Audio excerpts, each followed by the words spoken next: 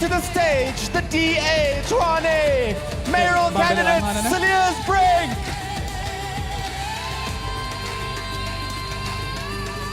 From a DA young leader to the next mayor of Ekurhuleni, welcome, Katu Rasilingwane.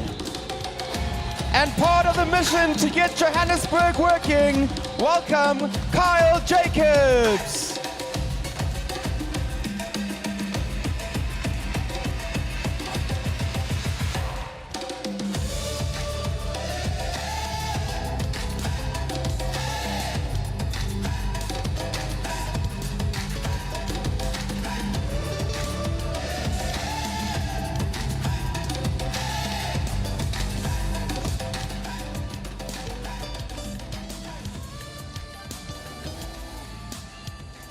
Please welcome to the lectern, Solly Malatsi.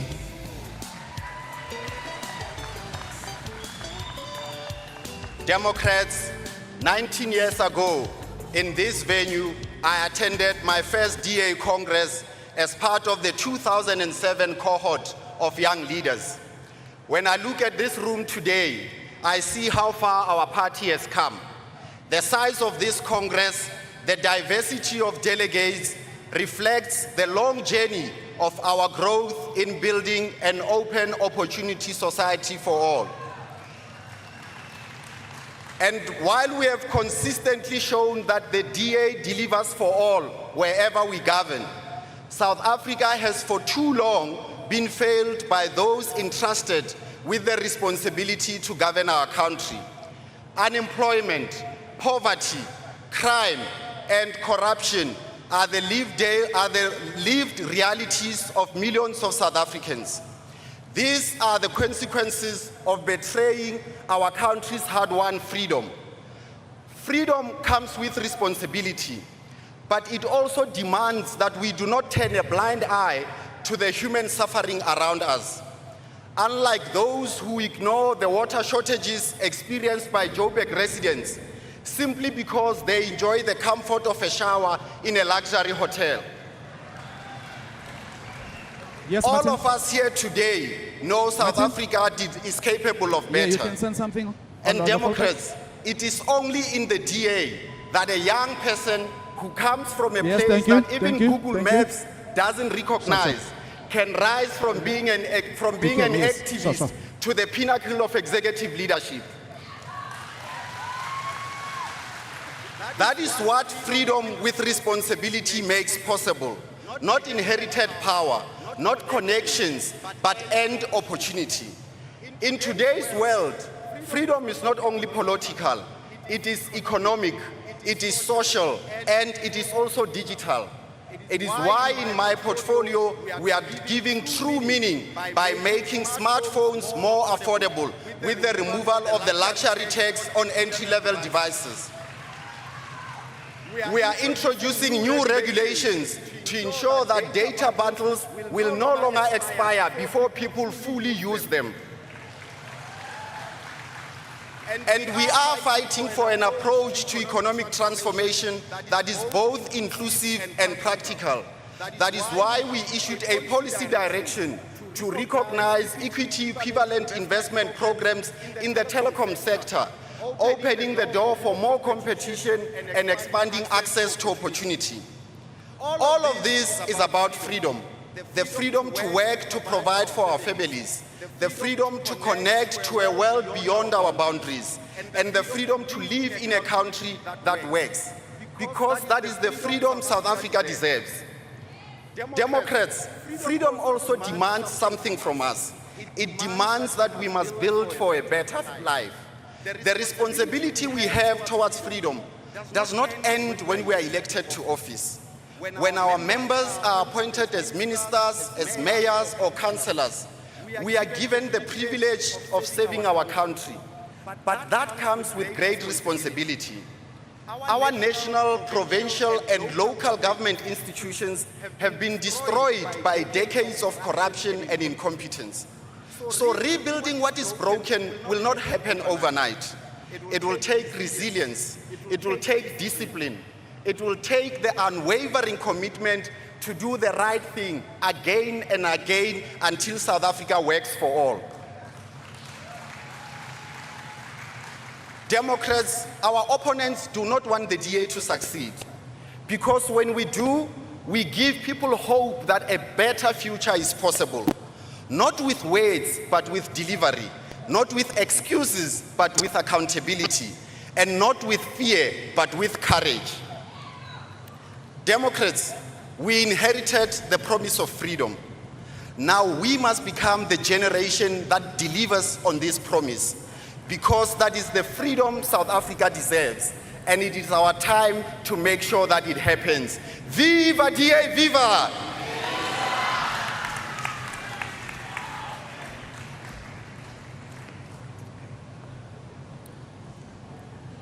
Democrats, in 2024, we broke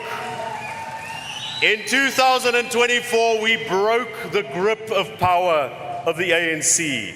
That grip which had weakened our country. Voters knew that without democratic change, a generation of South Africans risked losing the gains of freedom. Today, the ANC is split into factions, fighting over tenders and public resources. And the responsibility of leading our country, of protecting freedom, and of creating a future of hope and opportunity has passed to the Democratic Alliance. The DA has shown what we can do in government if we have a stable and a strong platform from which to deliver. From reforms in key national government departments to our successes in Cape Town, in Midrand and Umgeni. Now is the time for us to roll out these successes to the rest of the country.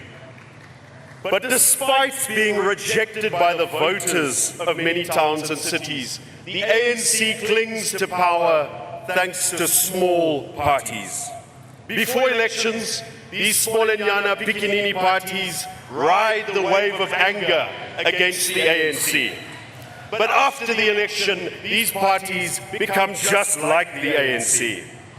First, they destabilize DA-led coalitions, and then they join in the corruption and the mismanagement of ANC coalitions. Look at what has happened in the nation's capital. Small parties could have helped the Democratic Alliance make real progress in the Tshwane Metro. But when they had a choice, they sold out our city to the ANC. And look what has happened now. These parties could have helped us complete the project to get clean water into the taps of the people of Hammanskraal. Metsi di Pompong instead of Metsi di Tankeng. Hierdie partye kon ons gehelp het om eerder as salarisverhogings toe te staan, daai geld te spandeer op die opgradering van waternetwerke, kragnetwerke, sodat daar minder ontwrigting is van huishoudings en besighede. They could have stood with us when we stood up to waste contractors who didn't do their job. Instead, they handed Tshwane back to the ANC. While Nasibi Moya wears the mayoral chain, the fact is that she's just fronting for an ANC power grab. In the year that Moya took office as mayor, spending on water tankers for formalized areas, places that are meant to have water in their taps, increased from 140 million to 777 million. Today, Tshwane spends more money on carting water than on fixing pipes, on upgrading water systems, and doing other things that give people water in their taps. And we know who benefits from this water tanker tenders. In Tshwane, the deputy mayor and the regional ANC chairperson is a water tanker tenderpreneur doing business with the city. But his Action SA mayor keeps him in his position as MMC for finance. So if the DA warns against supporting small opposition parties, we are not being churlish, we are pointing to what is wrong in our towns and our cities. To break this pattern of failure, Democrats, we have to make the Democratic Alliance the biggest party in our country. Voters must show up and they must know who they're voting for. But the DA is also taking responsibility to stabilize coalitions in this country. We are pushing for electoral reform, in particular, a threshold of representation. If a 1% threshold had existed in 2021, the numbers of parties in Joburg could have been 10 instead of 19. In Tshwane, 6 instead of 14. If a 1% threshold is introduced ahead of 2026, it can stabilize coalitions and it can help build governments that deliver. Democrats, a weak ANC is not enough to make progress in our country. To make South Africa strong and to get our towns and cities working, we need a strong DA. Now let us take that message to the people of South Africa. Viva DA, viva!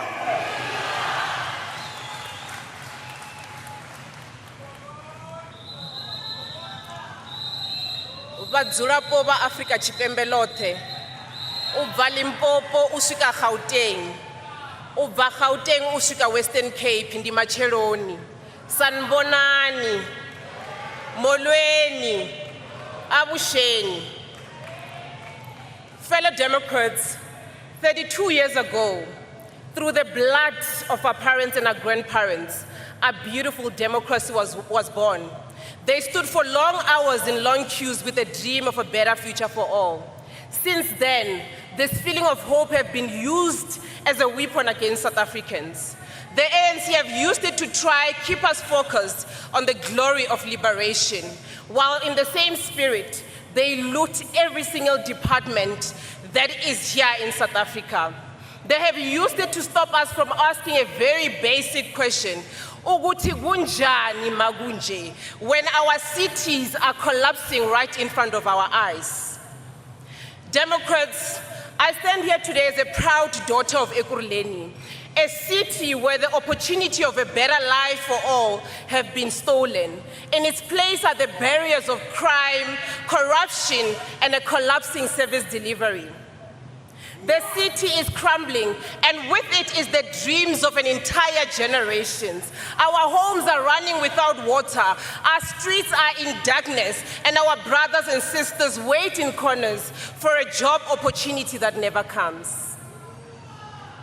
Fellow Democrats, when I get elected as the next mayor in the city of Ekurhuleni, it will be my mission to remove the barriers that we have been subjected to in the city of Ekurhuleni, to bring about a city which is a city of peace, and will experience that peace through the services that we will be getting. Fellow Democrats, there is no better example of this than the wonderful city of Cape Town, where they've invested over 40 billion of infrastructure from their budget to ensure that they fix their city. And in that, with more investment, they ensure that there is functional policing, because we can all see that our SEPs is failing the people of South Africa.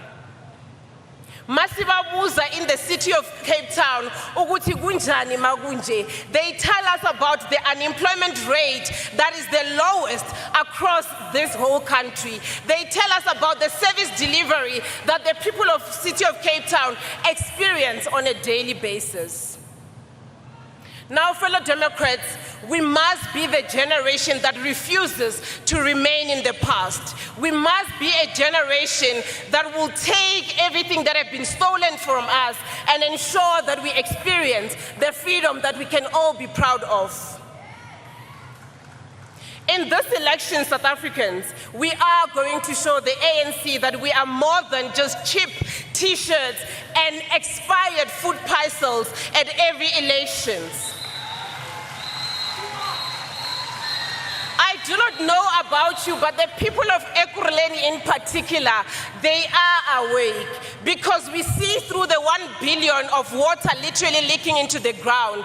We see through the 3.4 billion that is owed to Eskom. We also see through the 13 billion that is owed to its suppliers, which compromises the service delivery on the ground. Angazi ngani, but the people of Ekurhuleni, uvathembisa uya Springs, uvaduduza uya Germiston, uvaduduza na uya Alberton. They remember that the city of Ekurhuleni was once the industrial engine of our nation, the workshop of Africa. But today, under the ANC-led government, that engine is no longer functional. The rot that we see in the Midrand Commission is not just a headline, but it is the lived reality that the citizen of Ekurhuleni experiences in the daily basis.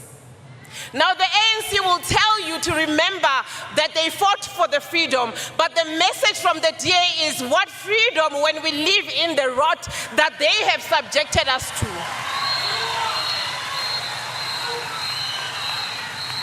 Democrats, our problems are not just something that we can leave in the past.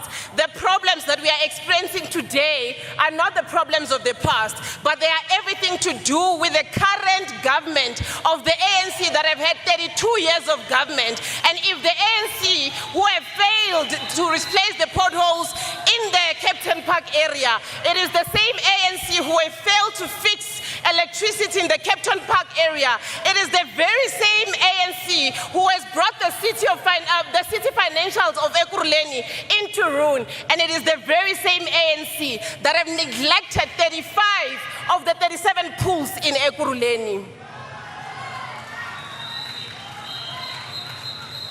Fellow Democrats, come local government this year.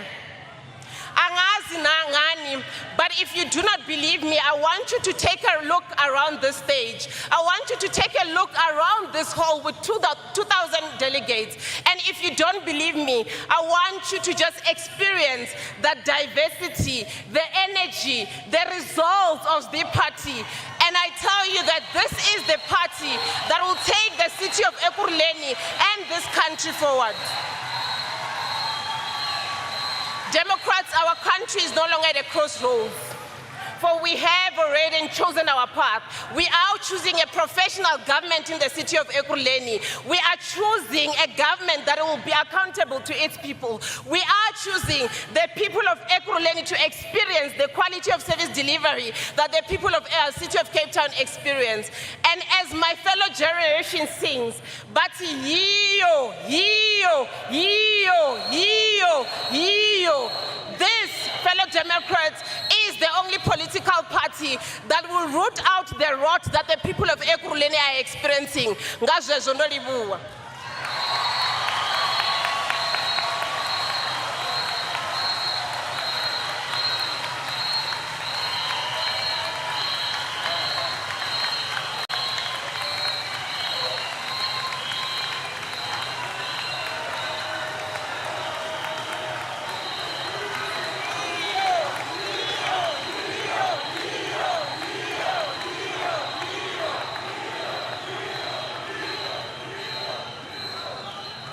Good morning, Democrats.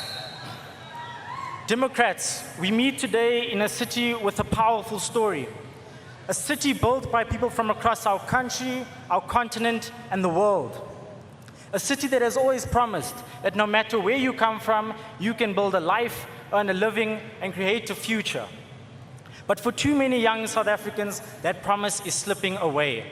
Across our cities and towns, young people are growing up where opportunity feels out of reach, where finishing school does not lead to a job, where starting a business feels impossible, and where basic services fail too often.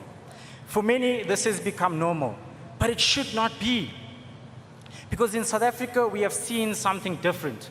We have seen municipalities that work, and that is why this moment matters. Because the future of our country will be decided whether our cities and towns work, whether water flows through our taps, whether the streets are safe, whether opportunity exists. This is the foundation of a functioning society. But the good news is this, Democrats. We already know how to build municipalities that work. We have seen it in practice. Just in the last quarter of 2025, the city of Cape Town created 96,000 jobs, while Joburg lost 49,000. That is the difference between progress and decline. In Cape Town, infrastructure investment drives growth. In Midval, clean governance delivers stability. In Mgeni, accountable leadership is restoring performance. This is not theory, this is proof. Proof that when government works, when government gets the basics right, people's lives improve. So the task before us is clear. We must protect and invest in infrastructure, as no municipality can succeed if it fails to maintain the systems people rely on every single day. We must build a capable local government, appoint the right people, enforce accountability, and spend public money where it should be spent. We must enable economic growth by creating conditions where businesses can invest with confidence and create jobs. This is how we fix our municipalities, Democrats. And when municipalities work, South Africa works. This is the vision we must take forward from this Congress. Because this is not just about one city. It is about every town, every community, and every South African that deserves a government that works. This election is a choice. Do we accept decline or do we choose progress? We must choose a path where things work, where the people of this country come first, where every South African knows that they have a future, and we must choose it together because we believe in our cities and towns. And Democrats, together, we can get our cities and towns working. I thank you.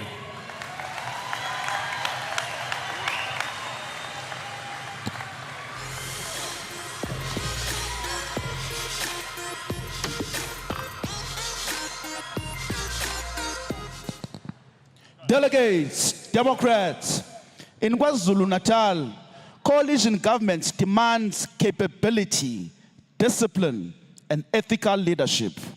As finance MEC and the DA's provincial leader, one man helps lead that work. Please welcome Francois Rogers.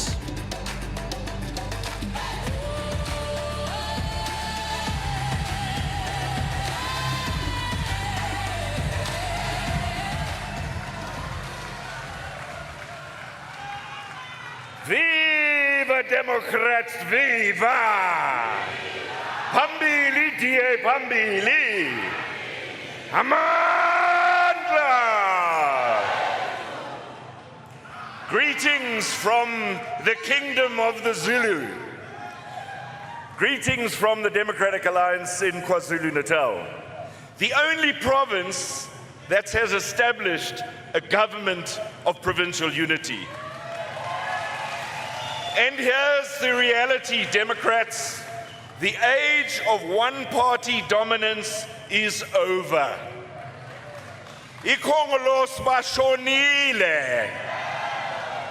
But not because it ended gracefully, because it failed spectacularly. It's failed across every sphere of government, and it's now failing in our municipalities. It failed millions of South Africans who were promised delivery, but instead they got decay. Coalition politics didn't arrive because politicians wanted it. It arrived because the voters and the citizens forced that change at the ballot box. The vote sent a clear message: no more blank checks, no more unaccountable power, no more excuses. But here's the truth.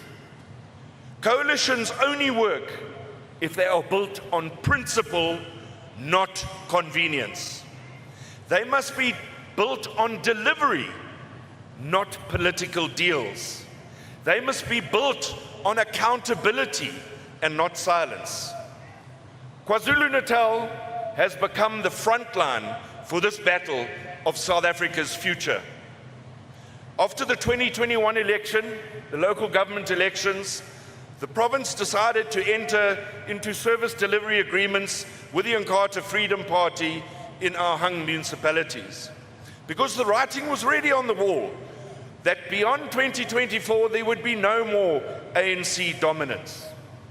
These cooperation agreements afforded us the opportunity to assess governance, to assess capability, and to build on common principles in the delivery of services.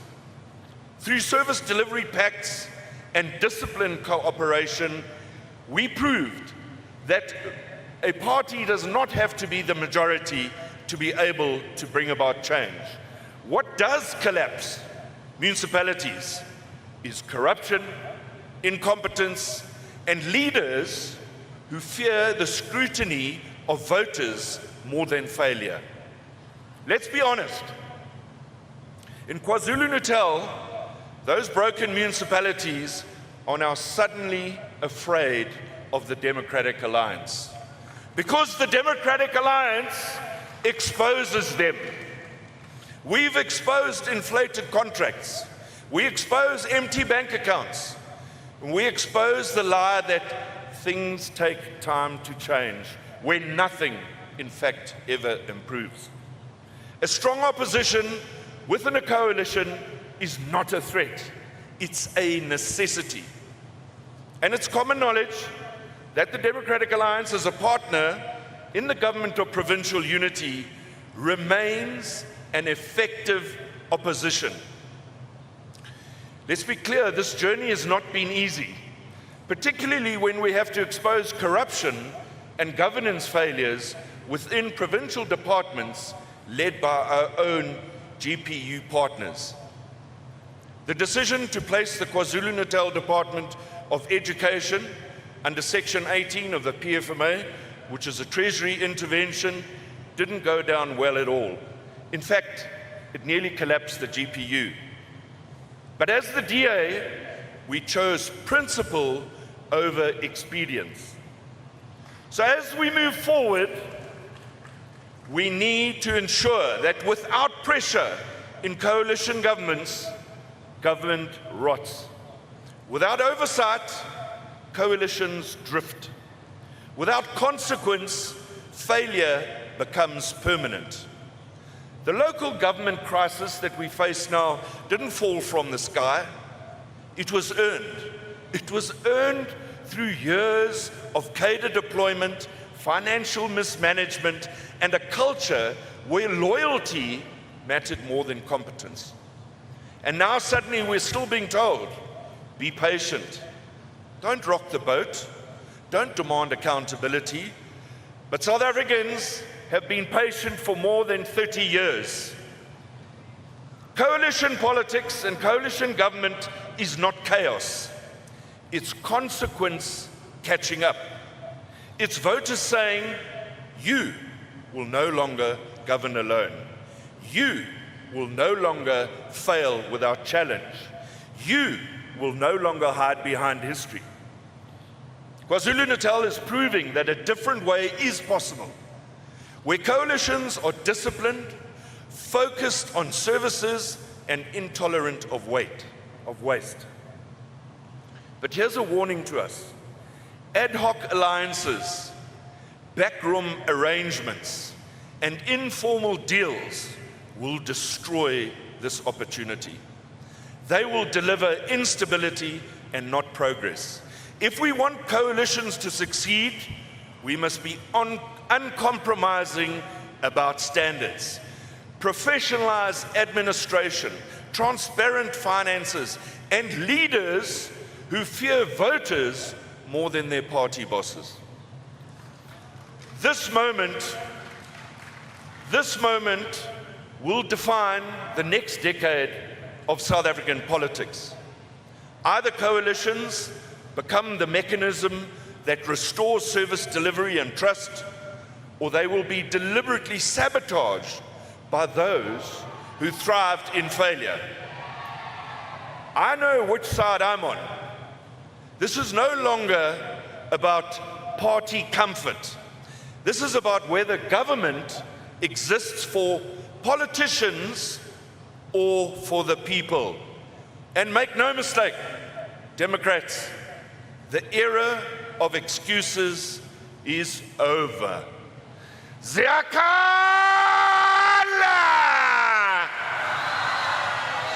Askali!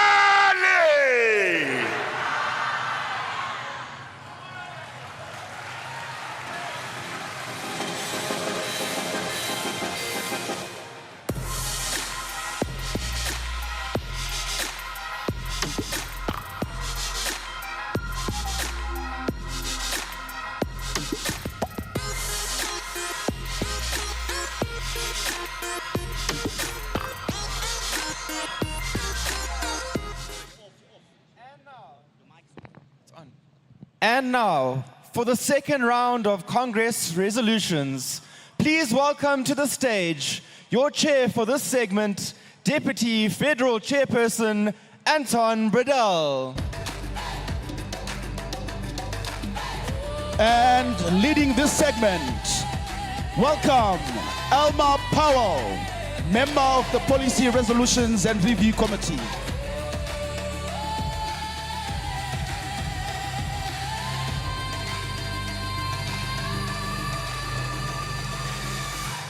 Colleagues, as mentioned, this is the next session of our resolutions, affirmations, and motions. I'm overseeing this session, and Emma Powell, the Deputy Federal Chairperson of this committee, will chair. Thank you very much. Morning, Democrats. Welcome to day 2 of the 2026 Federal Congress Policy Resolution session. Yesterday, we tabled 7 policy resolutions, 3 affirmations, and 2 motions. Today, we will table 15 policy resolutions, 3 affirmations, and 2 motions. A reminder once again of the process. The submitted proposals are divided into 3 types: new resolutions, affirmations, and motions. New resolutions are new proposals which are not already party policy. Affirmations are proposals that are already party policy or have been enacted by the party and are now being reaffirmed. Motions are congratulatory messages, serving as a way to recognize structures and individuals that have served the DA and South Africa well. Each proposal of any type has a main proposer and a seconder. When each proposal is announced, I will call up the proposer and the seconder to the microphone to speak to their proposal. The proposer will have 90 seconds to speak, and the seconder will have 60 seconds. For new resolutions, not affirmations or motions, there will also be the chance for additional speakers. For new resolutions with additional speakers, I will also call them up to the microphone alongside the proposer and the seconder to indicate if they are for or against the resolution.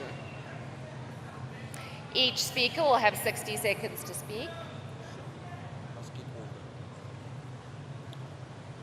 Colleagues, sorry, the people at the back, we had 2 fantastic days up till now. Colleagues, the people there at the back, you're part of this Congress. We can do speeches later on. It's there by the Western Cape.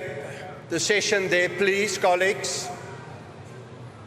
Can I get some personnel to assist me? It seems like they don't hear me. But we need to get order, and you're part of this resolutions, you're part of this Congress. We cannot now have speeches on the floor. Colleagues, we're going to run over time. I need somebody to go back to the people at the back and ask them to stop making speeches there so that we can continue with the resolutions.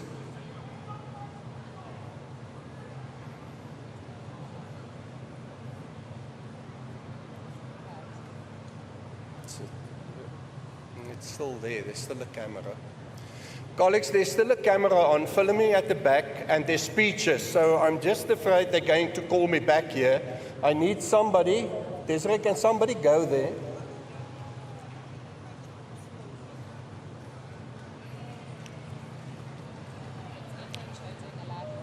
Okay, thank you. It seems like there's order. Sorry, Emma, for that. Handing back over to you. Thanks, Anton. That was a live broadcast happening at the back. All right, so please note that only delegates who registered as speakers during the open registration period will be permitted to speak today. No additional speakers will be permitted from the floor, as an online comment period was already provided. The proposer will have a final right of reply for 60 seconds. Please note that the right of reply only applies where there are opposing speakers. Now for the voting procedure, the same as yesterday. After everybody has had a chance to speak, we will vote on whether or not to adopt the new resolution. When I indicate that it is time to vote, please raise either your green or your red card. And of course, green is for yes and red is for no.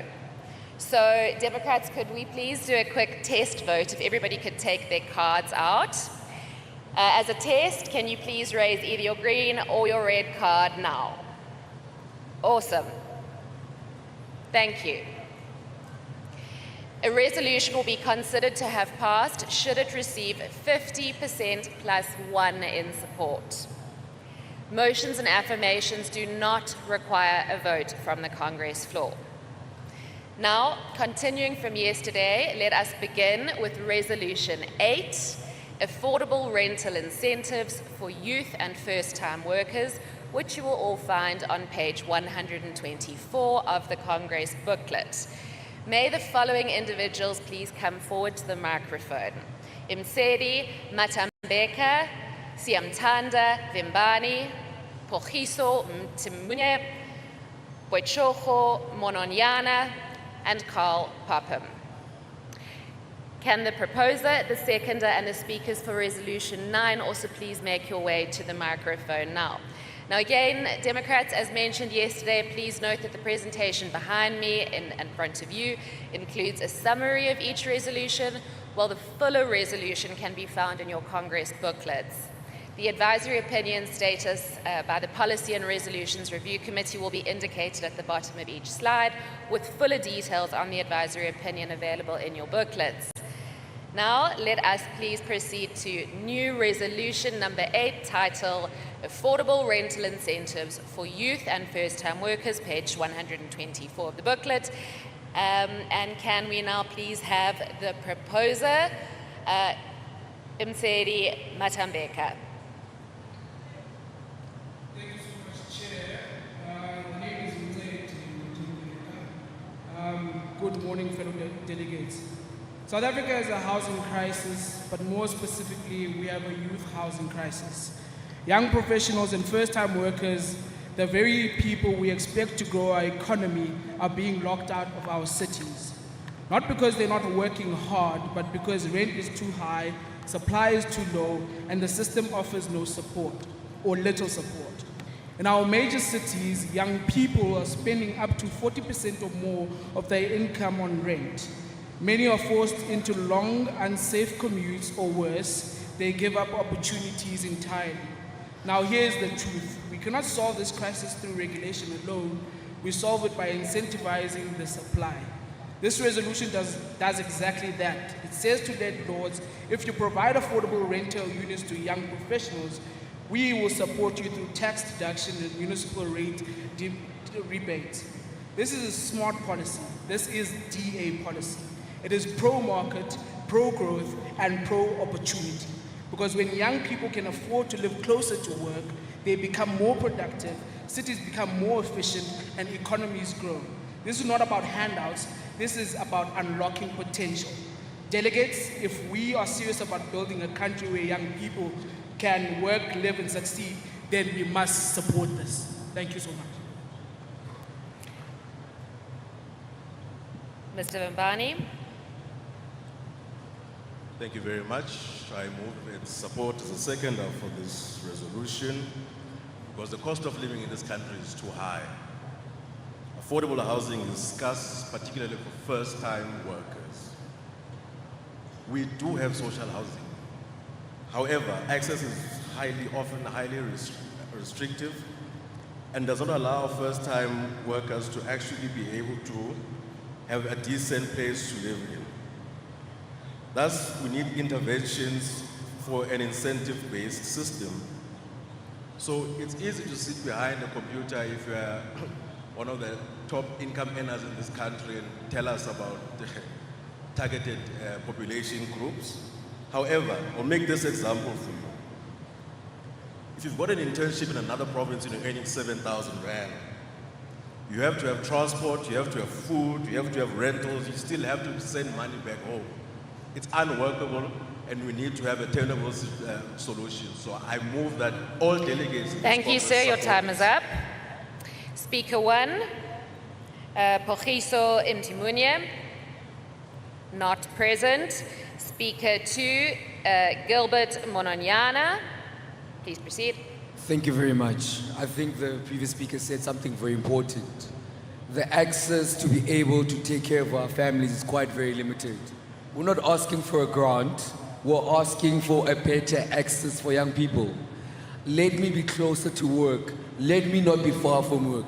Let me be able to send money to my family to ensure that I can feed my family and take my sister to work and take my sister to school.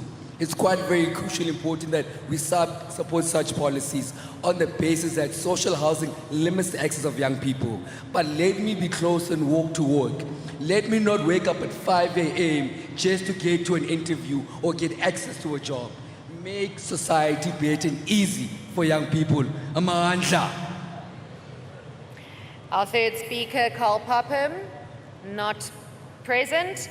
All right, so we will now proceed to voting. Democrats, please hold up your green if you're voting yes, or your red if you're voting no. Please vote now.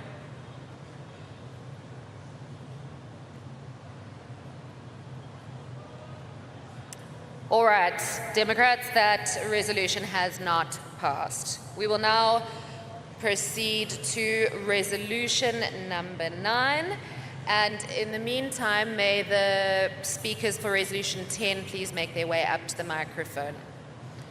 All right, so new resolution number 9 is titled Promoting Inclusive and Non-Religious Terminology in Party Communications. It can be found on page 125 of your booklets. And the following individuals will speak. The proposer is Refielwe Nseke. The seconder is Mapekanyane, Tamahane, and the alternative speakers will be Fanyana and Nkosi and Siamtanda Vimbani. Refielwe, over to you. Thank you, Emma.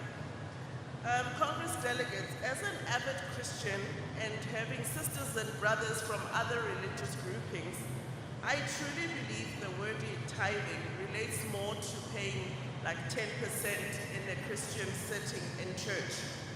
However, it would be more inclusive if our wording would change to something along the lines of subscription or a public representative contribution. The reason I'm saying that is if we move tithing to public representative contribution, it aligns to our constitutional values of diversity, neutrality, and respect. It moves the party to modern times where, as a party, we must communicate in a way that unites everyone, not unintentionally excludes. In the spirit of unity, please support this resolution. Thank you. Seconder, Mabekanyane Tamahane, over to you. No, thank you very much. I think I agree with this resolution. I think Refielwe sum it right, because we do understand that the party, the DA party is diverse, so that the tithes, they are closely connected with the Christians. So we are different religions, so I think it's a good thing to have this resolution. That is why I seconded and I support this resolution. Thank you. Next, Fana and Nkosi.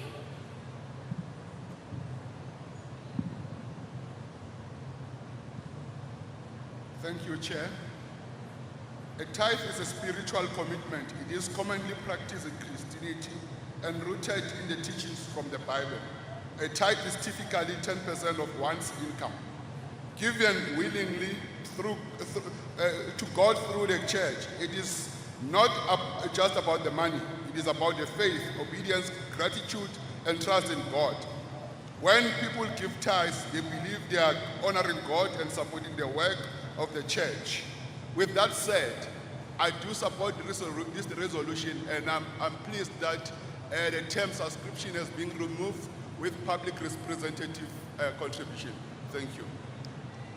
Thank you. Siamtanda Vimbani, not present.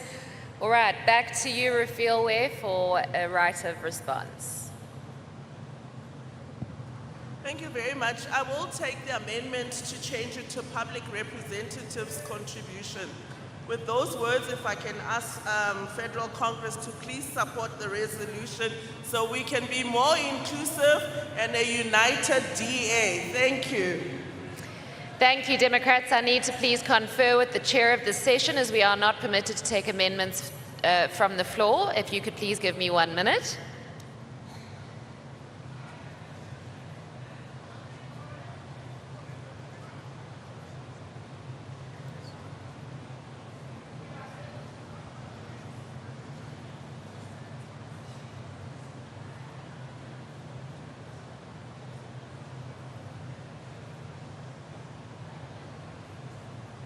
All right, colleagues, unfortunately, I'm just going to read out the resolution timelines as published.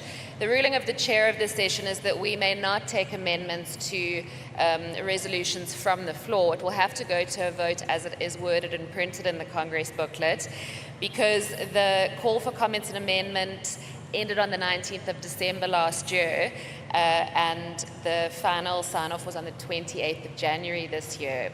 So unfortunately, Rafilwe, we will have to put the resolution to the floor as it is currently worded. You may speak. May I ask that we take the amendment to Federal Council and defer it now? Yes, we have a yes from Anton.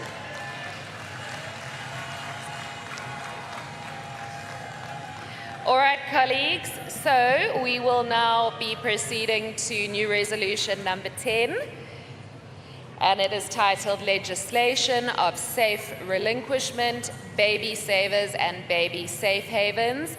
The proposer is Alexandra Abrahams, seconded by Bridget Masango, with speakers Martin Meyer and Nicholas Nyati. Over to you, Alex. Thank you, Emma. The National Parliamentary Caucus has secured DA policy alignment for safe relinquishment legislation, allowing us to begin the legislative process through a private member's bill. Today, we ask the Congress to confirm and support this policy alignment.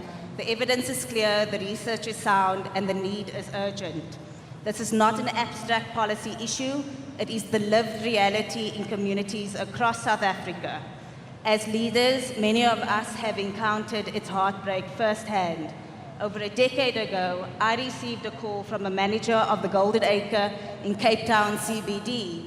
A newborn baby had been found in a changing room, umbilical cord still attached. Moments like this stay with you, and so does the duty to do something. Infant abandonment does not happen in a vacuum. It happens when systems fail, when options are absent, and when desperation is met with silence. To stand here and say that the Democratic Alliance is working towards a compassionate, practical, legislative solution is something that we can all be proud of. Supporting safe relinquishment legislation, baby savers and baby safe havens is not only the right thing to do, it is the humane thing to do. Thank you. Thank you, Alex. Your resolution has been seconded by Bridget Masango, but she is not present, so we will proceed to the first speaker, Martin Meyer. Thank you, and I want to add to her heading saying it's also the only thing to do. This is why Congress actually really matters, because we are not discussing mere words on a board, we are discussing saving lives. That is why Congress and these resolutions are so important. And we have so many councillors in this room who've been called out for babies that have been found in black bags, in rubbish bins, in their wards. Social workers like myself, we have many social workers in this room who have had to be called out. This is about saving lives of our children, and through that, building a better South Africa for us all. Thank you so much. Thanks, Martin. Over to you, Nicholas. Thank you, Emma. I stand in support of this resolution. And I'm standing in support because it is very important in our country. Young women fall pregnant, not because they want to, and not because they chose to. Some of them fall pregnant when they are already impoverished. People in Alexandra, KwaZakele, and our rural areas, they think that the only option that you can do after you've given birth is to throw the baby away. Some of them don't want to. So I support this resolution because as the DA we are saying there is an alternative way. And as Martin put it, This is the only way that we can save the lives of innocent infants. An infant does not choose to be born. So as the DA, we are saying we're for infants, we're for people who cannot take care of them, and we are pro-life. So I support it fully, and I urge Congress to do the same. Thank you. There are no opposing views to this resolution, so we will now proceed straight to voting. Please hold up green for yes and red for no. All right, that resolution definitely passed.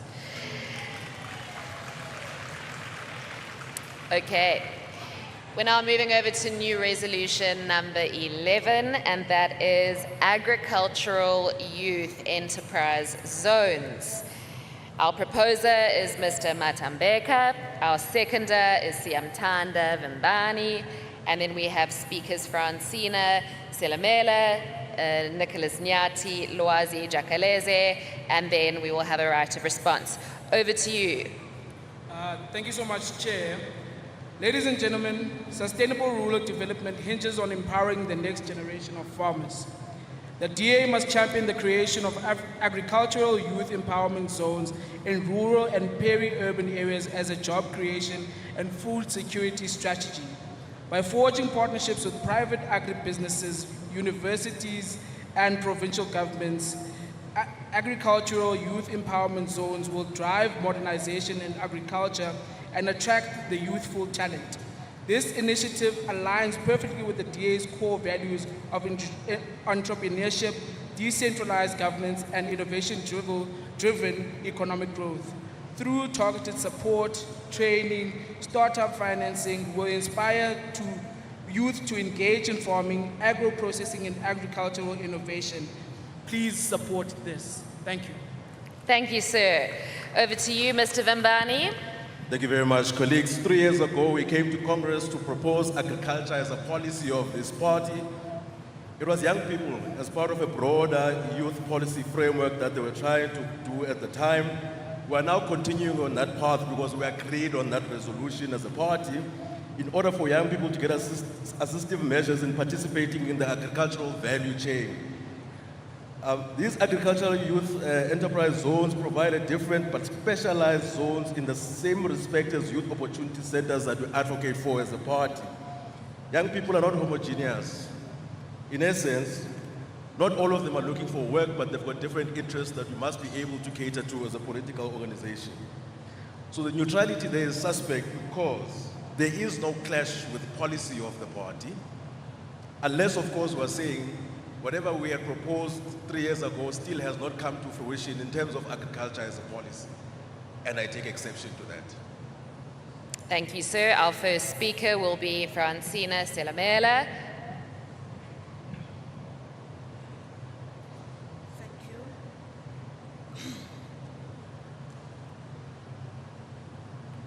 You may proceed.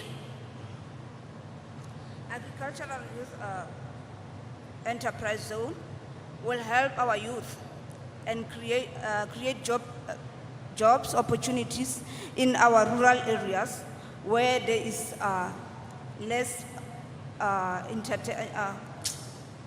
less jobs and more entertainment. Nothing that sustains the rural development requires empowerment, new generation of farmers. The DA should champion this motion as a job creation and food security strategy by leveraging partners with private agribusiness. Thank you. Thank you. Our second speaker, Nicholas Nyati, not speaking to this resolution. All right, we proceed to our third speaker, Loazi Jakalase.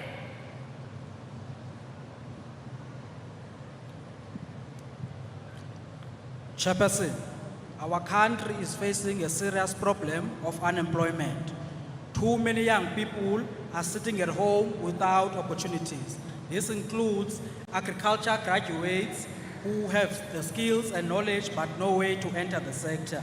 The issue is not lack of talent, the issue is barriers to entry, which are access to land, access to funding, and access to markets.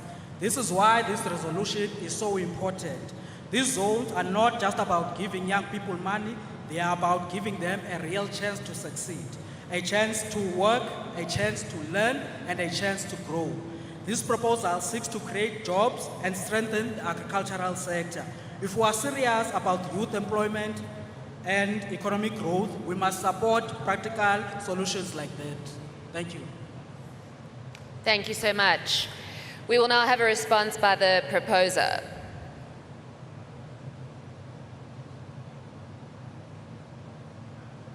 Thank you so much, Chair. I think most of the speakers did support it, so I think please support the resolution. Thank you. Thank you. All right, Democrats, it's voting time. Please hold up your green card for yes and red for no. We will now vote.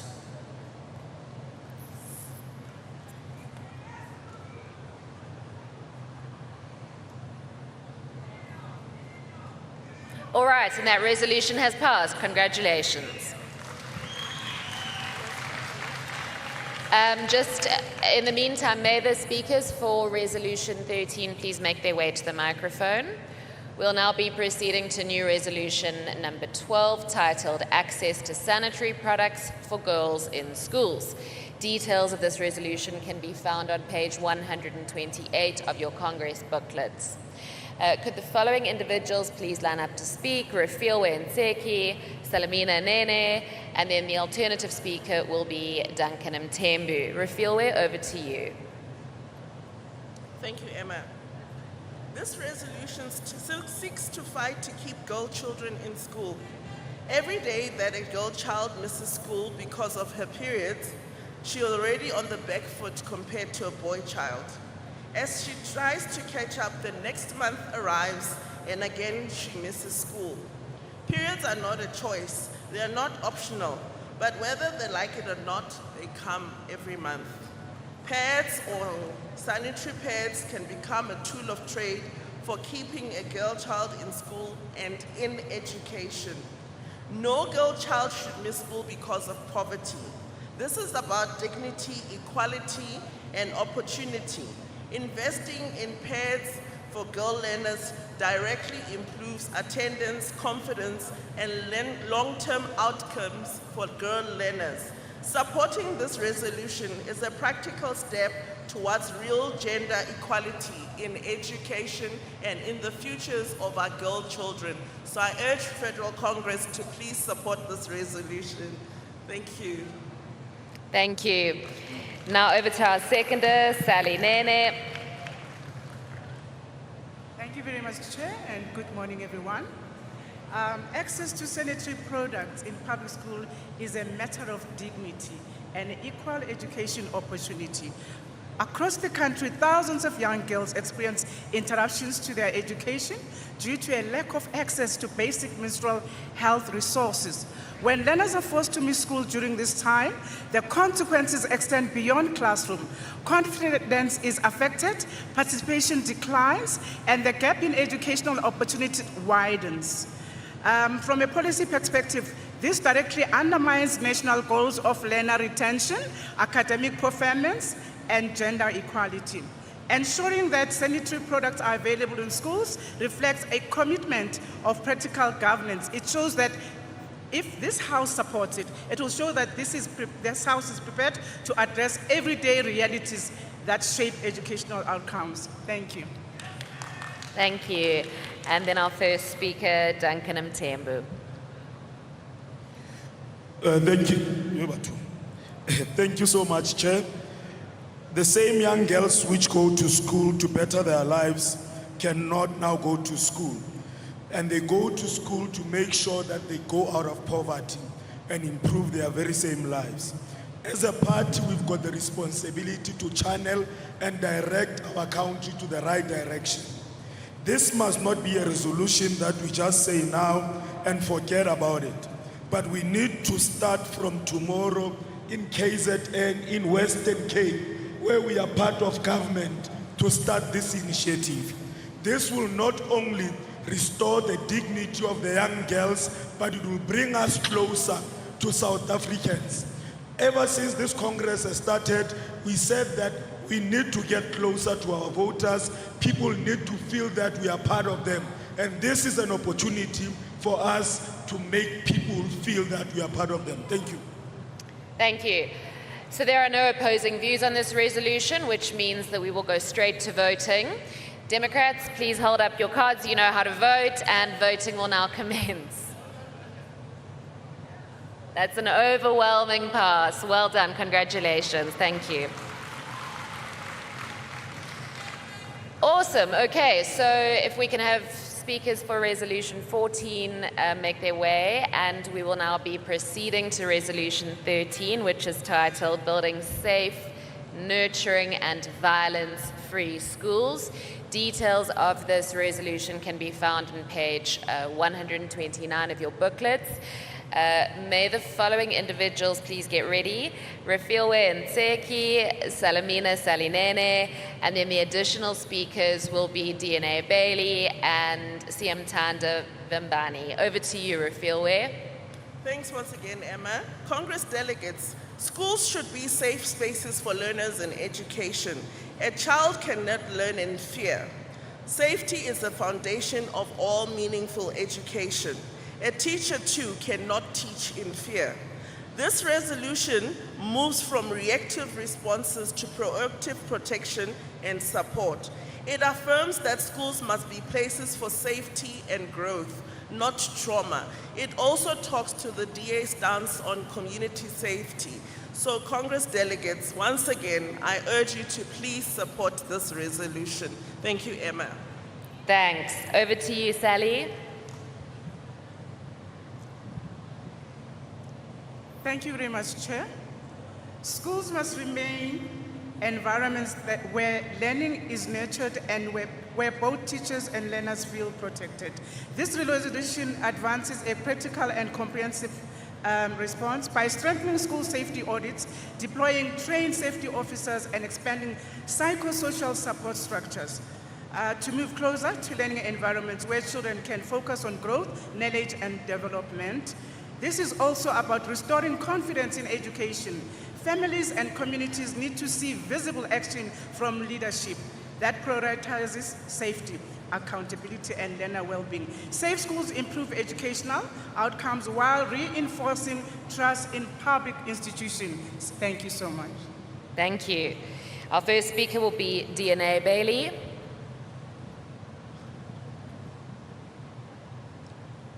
Presiding Officer, I rise in full support of this resolution. As a woman in education, I see this reality every day. Learners facing fear, violence, and bullying in spaces meant to protect them. In the Northern Cape, Eastern Cape, Limpopo, and parts of Mpumalanga, some children travel long distances just to access education. They deserve to feel safe when they arrive. Because when we overlook bullying in our schools, we normalize it in society. If we tolerate it today, we are raising the problem we will face tomorrow. This resolution delivers real solutions, safer schools, stronger support and accountability, because no child can learn in fear and no teacher can teach under threat. Let us make our schools sanctuaries, not battlegrounds. I urge this House to adopt this resolution. Thank you. Thank you. All right, so our second speaker, Luvo Vumbani, is not present. Therefore, we will not move to a right of reply because all have spoken in support. We all know how to vote. Green for yes and red for no. Voting will now commence. Sure, it's a close call. Okay, that resolution has passed overwhelmingly. Well done, thank you. Okay, we will now move on to resolution 15. New resolution 14. If speakers for resolution 15 could please make their way to the front. New resolution number 14 is titled Internal Maternity and Parental Leave for Public Representatives Policy. Details are on page 130 of your booklets. The following individuals will speak. The proposer is Siska Jordan. The seconder is Alexandra Abrahams, and the alternate speakers are Francina Silamela and Nama French Mbombo. As there are no, okay, all right. Let us proceed to the proposer. Siska, over to you. Chairperson, I'm honoured to propose this resolution to Congress not only as a public rep, but as someone whose life has evolved within the party in so many ways. I became a councillor at the age of 23, got engaged at 25 and married a year thereafter while campaigning for 2019. At 29, my first baby Nina was born during my candidacy for 2021. Last year as an MP, my second daughter Zara was born. Over time, it was not only my career that's grown, but also my family, a journey that so many others in the party are undertaking and so many future leaders will traverse. Though I've been supported by the value-oriented leaders that our party is known for in every capacity that I've served, it was only through experience that I realized there's no uniform standard within the party for how parental leave is applied to public reps, particularly relating to our party work. Throughout the years, public reps who became parents have just figured it out as they went during one of the most important and vulnerable times in their lives and the lives of their family members. This resolution is about retaining and nurturing talent by supporting this journey and reflecting the values we stand for when it comes to the work we all so deeply care about. It's about paving the way for embracing diversity in our party and affirming that leadership and parenthood are not mutually exclusive. It's further about modeling the society we want to build and advocating for our core values through recognition that parenthood takes many forms. I ask for the support of Congress for this resolution. Thank you. Next up is Alexandra Abrahams. Thank you, Emma. Policy gaps often show up when we find ourselves confronted by or in the situation. I was incredibly fortunate that my parliamentary caucus and my province, the Western Cape, was supportive throughout my pregnancy and maternity leave period. Even so, there was a great deal of uncertainty and anxiety beforehand, simply because there is no formal DA policy or guideline in place. This resolution seeks to provide that much-needed clarity and consistency across all 9 provinces, removing unnecessary anxiety from what should be a joyful and supported experience. Historically, all public representatives across all party lines have largely been older and male. But as our public representatives increasingly reflect the diversity of the society we serve in both age and gender, our policies must evolve accordingly. Thank you. Thank you. Our first speaker will be Francina Silamela. Over to you. Thank you. Research consistently highlights the immense importance of parental leave for parents of newborns and or adopted babies and children. Not only does parental leave support the recovering family adjustment and bonding with the new family member, no, it has also been proven long-term impact on the development of children's security of family and addressing gender-related workplace inequality. Thank you. Thank you. Is our second speaker, Nama French Mbombo, present? No. All right, thank you. As there are no opposing views, we will now move straight to voting. Please hold up your green card for yes or your red card for no. Please vote now. And that resolution has passed. Congratulations. All right, if the proposer, seconder, and speakers for resolution 16 could please make their way to the front. We will now proceed to new resolution number 15, titled Improving the DA's Relationship with Traditional Leaders and the Sector. Full details of this can be found on page 132 of your Congress booklet. The following individuals will speak to this resolution. Tami Mabena. Desiree van der Walt has seconded this resolution, but she is currently busy with presiding duties. We will then have alternative speakers, Francina Silamela, Nicholas Nyati, and Loazi Jakalase. So over to you, Tami. Thank you very much. The Democratic Alliance is a party in government, and we are now leading in all spheres of government. As such, we must also provide dependable advisory roles in all sectors of society. And as such, the DA must increasingly prioritize traditional leadership issues and communicate on them much more and with much more vigor and intent. We must incorporate these, the concerns of the traditional leadership sector into the DA and also drive these issues in our different legislatures, in parliament, local councils, and we must elevate these concerns and issues into the public spotlight using the DA machinery. The DA must be seen to be championing these issues, but we must also tread carefully not to be embroiled into traditional leadership disputes, because this is a slippery slope. Also, Democrats to say that we presented the same at Federal Council. It was overwhelmingly supported by Federal Council, which has got representation from all provinces. So our hope is that even here, it's going to be overwhelmingly supported. Thank you. Thank you so much. So Des isn't here, which means that we will now move on to our first speaker, Francina Selamela. Over to you, ma'am. The process saw that the consultative process with traditional leaders to represent and stakeholders in the sectors. The main question under the investigation was whether the DA is doing enough to represent and champion the interests of the traditional leaders. As such, our stakeholders believe that if the DA can take up many of the issues and sectors, it will make difference. They indicate that they have lost faith in the ruling party. Our engagement centered mostly around service delivery, challenges, and lack of development for rural communities, including poorly management and unresolved traditional leaders such success process. Thank you. Thank you. Our second speaker will be Nicholas Nyati. Over to you, sir.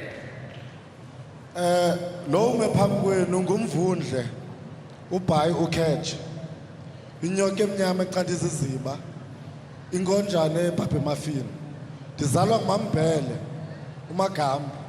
I say these things because ndifuna ukuchukumisa amathamba leluthula. When I say these things, I know that my brothers and sisters get inspired because this is who I am. And if I trace that lineage, it dates back to a traditional house. That is why this resolution is important. This resolution speaks about the DA being a party that understands South Africa and its people. So I want Congress to fully support this resolution because we want to grow in rural Mpumalanga where they still are led by traditional leaders. We want to grow in rural KZN and continue growing in KZN because we respect the traditional house. We want to grow in all spaces in South Africa that fall under traditional leadership. Thank you, sir. And our next speaker will be Loazi Jakalase. Your time starts now. As we all know, the DA is a liberal party grounded in the core values of freedom, fairness, opportunity, and diversity. If we are serious about diversity, then we must recognize that South Africa is not only diverse by race and language, but also in systems of leadership. To recognize and engage traditional leaders is not a departure from liberalism. It is an application of it. It is about listening, it is about inclusion, it is about ensuring that no community is too distant from decisions that affect them. If we truly seek to govern for the majority, we must meet people where they are. And that includes working with traditional leaders and understanding their communities. Thank you. Thank you, sir. Tammy, would you like to respond? Thank you very much. I think it's quite critical that we ensure that the DA in each and every sector where we also get representation. One thing that we must shy away from, increasingly people have always thought about the DA as being after the hearts of an urban voter. that is not the case. The DA is campaigning in deep rural areas, even in Gauteng here. Banyaza wants to establish a provincial house of traditional leaders, which we know that Gauteng is an urban province. As such, we have to do our utmost best that the DA also find expression, that our program of action as an organization, as a liberal organization that supports communities in a whole of society approach finds expression. So therefore, we support this resolution that Congress supports. Mandla. Thank you, Tami. All right, colleagues, we will now proceed to voting. Green means yes, red means no. Please vote now. And the resolution passes. Congratulations.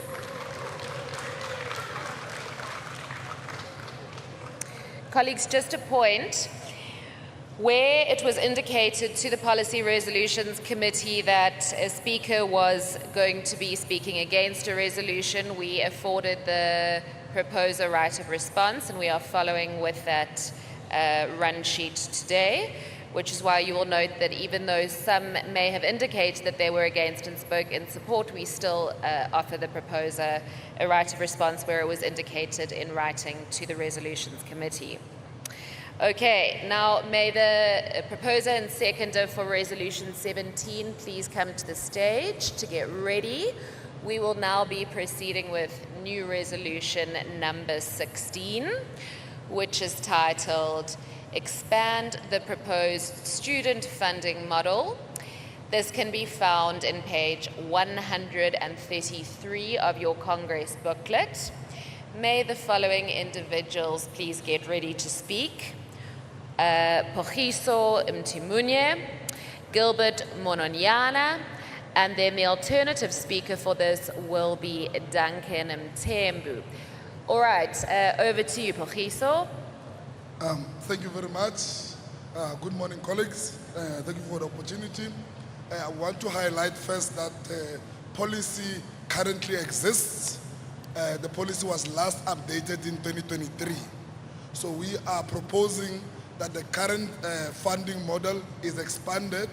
The current model is such that students from households getting up to 180,000 get 100% funding.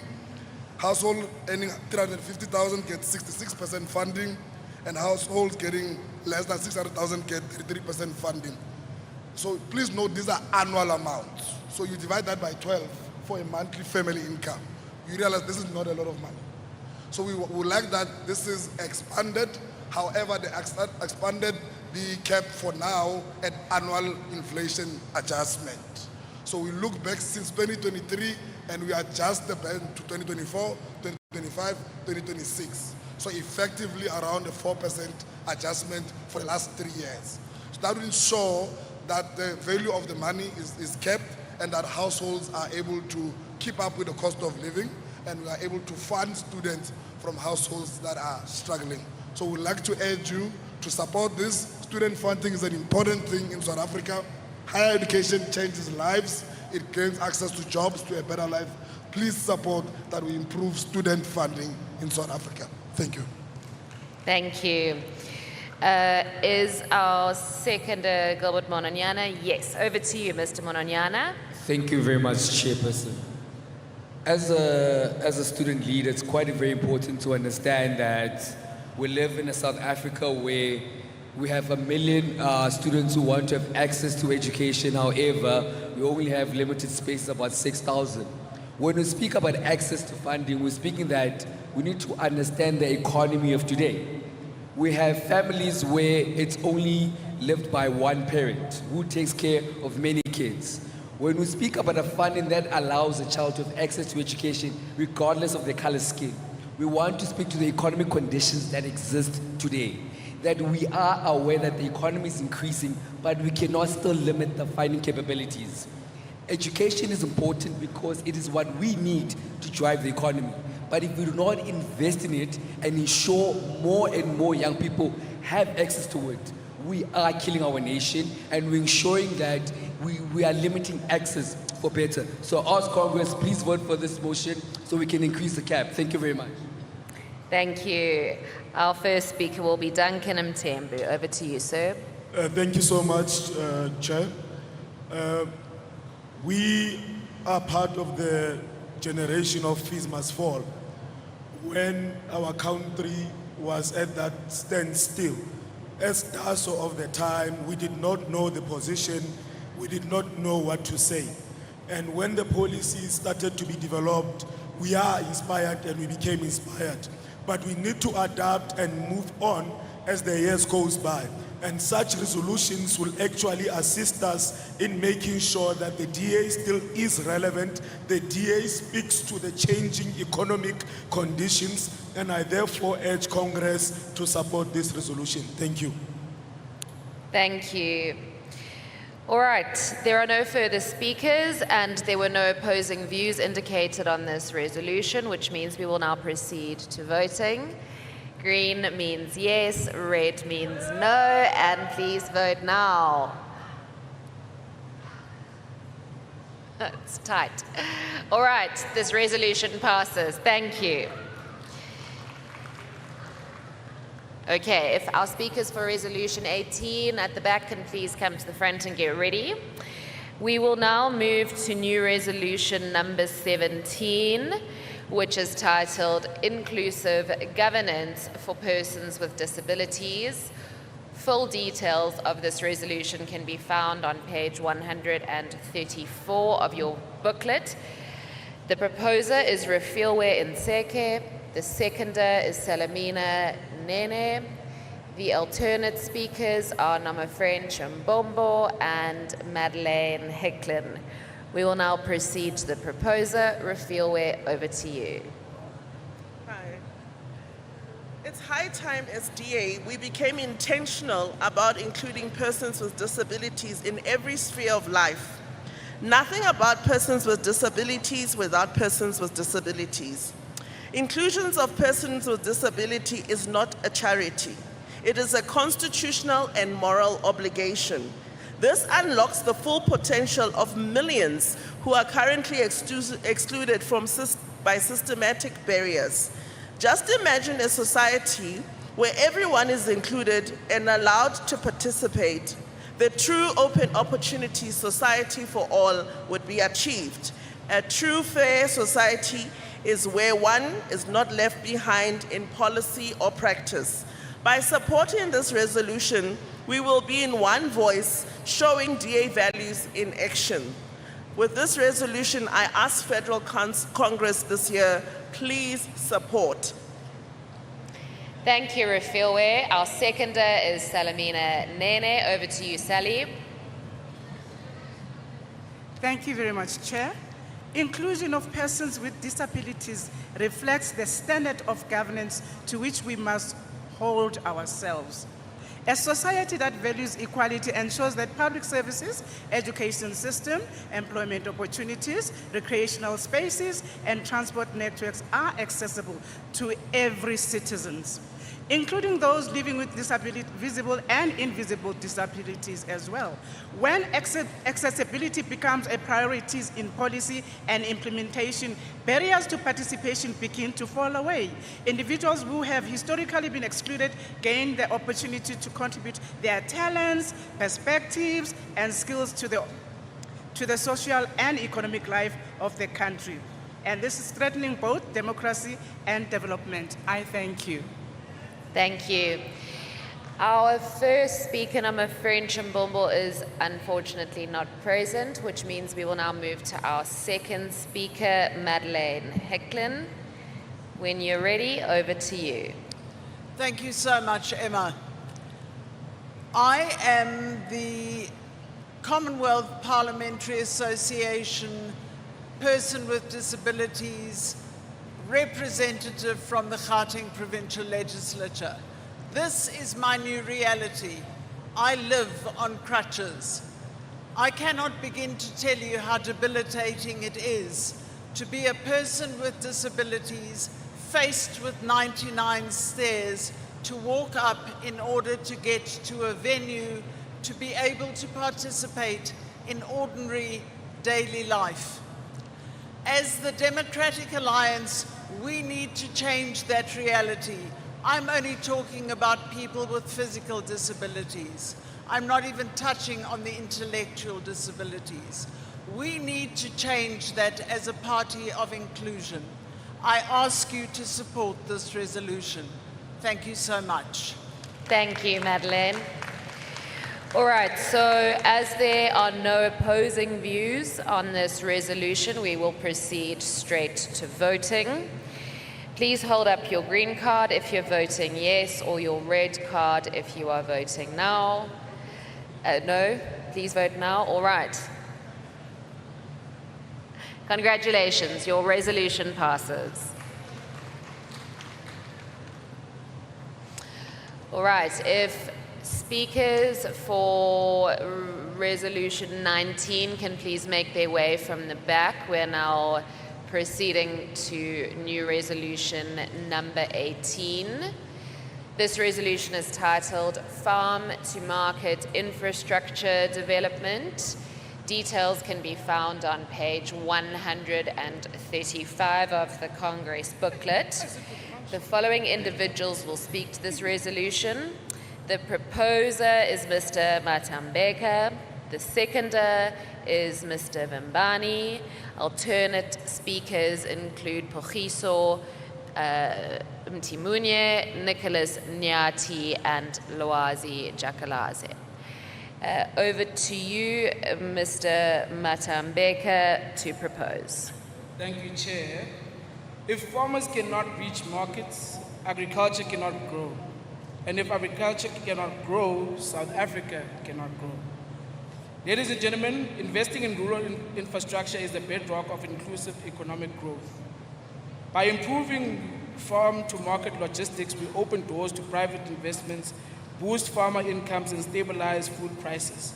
This policy aligns perfectly with the DA's vision of effective governance and efficient infrastructure rollout and equitable access to opportunity. When we build better roads and storage systems, we cut post-harvest losses and ignite agricultural value chains, driving prosperity for every South African farmer and strengthening our national economy. Let's back this motion and turn rural development into real sustainable growth for all. Thank you. Thank you. Over to our seconder, Mr. Vambani. Thank you very much. For any economy to grow, we need to have real infrastructure development. As such, we need to make massive investments in the sector to protect it from shocks that may exist as a result of inadequate service delivery or where it does not exist at all. This means logistics in terms of rail or road networks must be improved, amongst other things. Moreover, access to markets remains a critical component for small-scale farmers in order for them to be able to grow at scale. As such, we need to support this motion as a party. Thank you, sir. Our next speaker will be Pogiso Mtimunye. Thank you, colleagues. This resolution is about standing in solidarity with our farmers, with the agricultural sector, and giving them proper support to really grow from subsistence farming to commercial enterprises. There are 4 key aspects in this regard. Transportation networks that allows for the paving of farm roads to improve logistics, storage and cold storage facilities, market and processing facilities, and then infrastructure. These are the core elements that will support the farm-to-market infrastructure development. But outside of that, this is about the DA's commitment to the agricultural sector and within the agricultural sector to subsistence farming, small farmers whose enterprises that we want to see grow. So I support that. We support this resolution as the Democratic Alliance. Thank you. Thank you, sir. Next up is Nicholas Nyati. Nicholas is not available right now. Our next speaker will be Loazi Jakalaze, also not present. All right, we had some opinions that were against, but the speakers are not here, which means that we do not provide a right of response. So we will now proceed to voting. Democrats, green for yes, red for no, and please vote now. Congratulations, your resolution passes. All right, resolution number 19, and again, if speakers for resolution 20 can please make their way to the front in the meantime. New resolution number 19 is titled Rapid Rural Development Strategy. It can be found on page 139 of the Congress booklet. The following individuals will speak to this new resolution. Mr. Matambeka, seconded by Lwazi Jakalaze. Alternate speakers include Katlego Makhaleng and Mr. Siamtanda Vimbani. We will now proceed to Mr. Matambeka to propose the resolution. Over to you.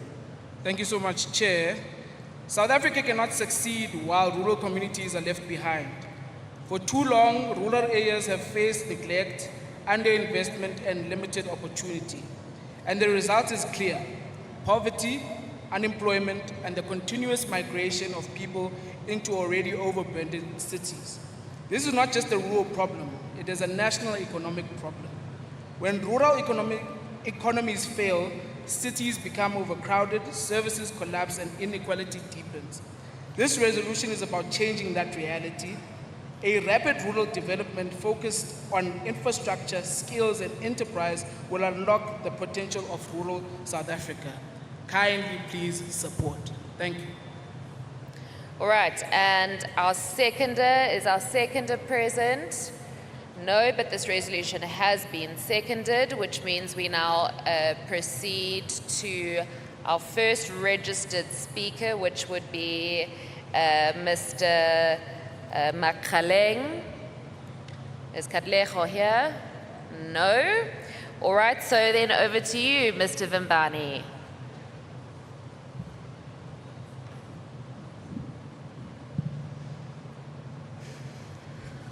As a rural boy myself, I moved to second this resolution on the basis that rural areas are often forgotten communities. Here's your life cycle if you are from a village. You either go to school and you migrate for work, or you drop out and find work in a city and come back once every few years. What does this do?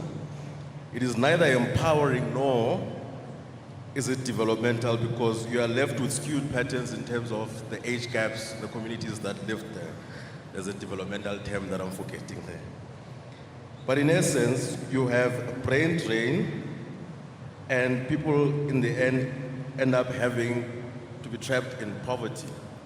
Therefore, as a political organization, we must prioritize having a rapid rural development strategy in order to urgently provide tangible solutions for our forgotten communities. I thank you. Thank you, sir. All right, there were no opposing views on this new resolution, which means we now proceed straight to voting. Please hold up your green card if you are voting yes, and your red card if you are voting no. Keep making that same mistake. And voting has commenced. Resolution passed. Congratulations. Okay, if speakers for Resolution 21 can please make their way from the back of the hall to the front to get ready. We will now be proceeding to new resolution number 20, which is titled Teenage Pregnancy and Statutory Rape in South Africa. Fuller details on this can be found on page 137 of your Congress booklet. The following individuals will speak to this new resolution. The proposer is Nicholas Nyati. The seconder is Siamtanda Vimbani. The alternate speakers are Krizan Bosch, Mtsedi Matambeka, and Lwazi Jakalaze. We will now proceed to the proposer, Nicholas Nyati. Over to you. Thank you, Emma. I can see that Policy and Resolutions Review Committee recommends support, and I'm sorry for what I'm about to do. I want to withdraw this resolution. Reason being, I was called by a few delegates who said if you look at comprehensive sex education to be strengthened in school, that can be misinterpreted as supporting the Bella Bill. So I'm withdrawing it. Order, colleagues, order. Can we let Mr. Nyati please finish? I'm withdrawing it. I'm going to meet with the colleagues. We're going to have a study group, fix the wording so that it doesn't get any misinterpretation, and then forward it as a resolution to be debated in Federal Council. All right, colleagues, please give me a few seconds to confer with the session chairperson.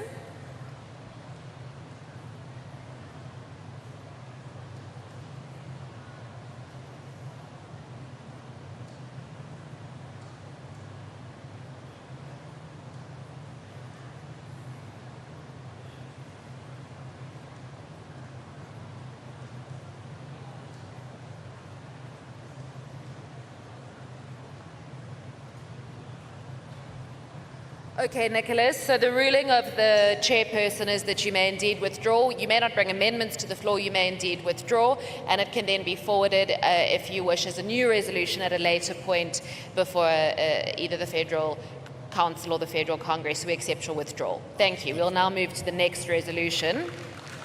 Let's just give our speakers some time to line up for that, because I think they are still making their way to the front. I'll just wait to get the green light from our policy team.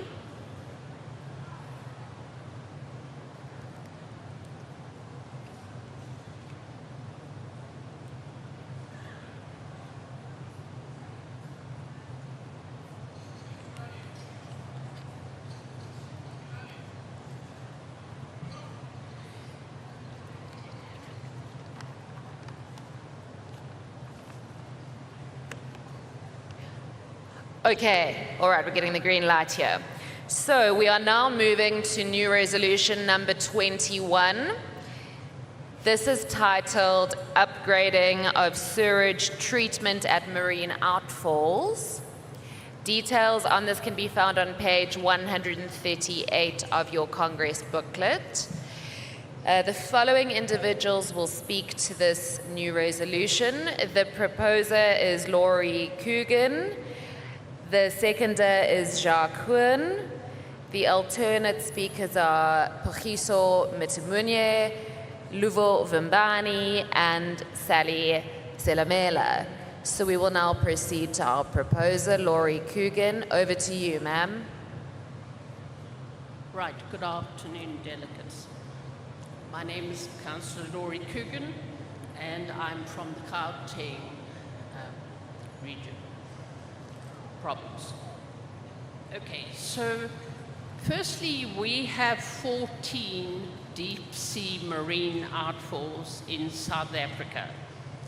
And those are outfalls where we use largely a grit machine and a sieve to basically make raw sewage finer.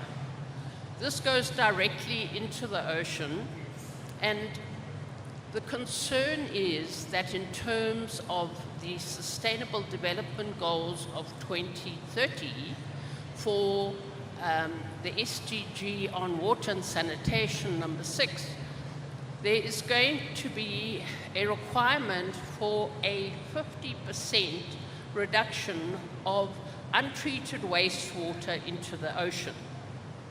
Now, added to this, we also have the situation where we have sewage spillages coming in from our coastal wastewater treatment works into the rivers, into our lagoons, our estuaries, and of course the ocean.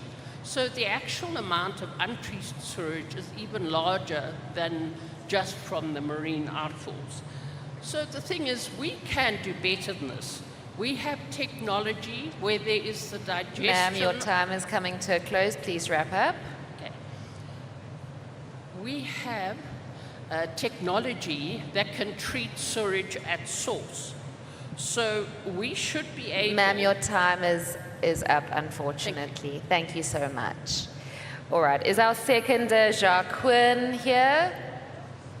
No, but this new resolution has indeed been seconded, which means that we will move to our next speaker.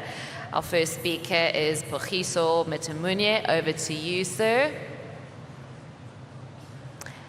Yeah, thank you, colleagues. Please don't be surprised that we are concerned about oceans, but we are from Gauteng. We care about the whole of South Africa. I think, yeah, this is just to strengthen the focus of DA-led municipalities in coastal areas on investing in technology, in policies, and in infrastructural budgets on the reducing of waste that is polluting our oceans. It is also to stand in solidarity with fishing communities, tourism communities, and to say that all of this can coexist. We can treat water, we can protect fish, we can protect tourism, we can protect our oceans by just investing in treatment plants and sewage plants and ensuring that we minimize and eventually eliminate pollution of the oceans. So please support this recommendation. Thank you. Thank you, sir. Our next registered speaker was Siamtanda Vimbani. He is not present, which means that we will now move to our last speaker, Francina Selamela. Ma'am, when you're ready, you may come up to the microphone. And your time starts now. Thank you once again. I'm against this because the cities are currently polluting our oceans, particularly coastal municipalities, where the flow of untreated sewage into the oceans is heavier than in less populated areas. This can have negative effect on the health of the ocean with the contaminated of both seawater and marine life within it. Of particular concern are the forever chemicals that have been found in tests of both sedentary marine life and fishes. Thank you. Thank you, ma'am. There is a speaker that is against this resolution, which means we will now hand back to the proposer. Would you like to respond at all? Would you like to say anything further?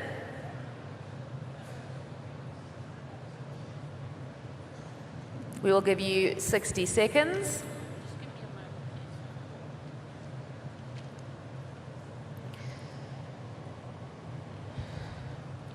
Right, thank you. Right, so thank you very much. What I was saying is that by us having cleaner oceans and waterways, it'll mean more tourism and food and more support for the biodiversity. We at the DA are a centre of excellence and hope. I ask you to support this resolution in this critical environmental area. Thank you. Thank you very much.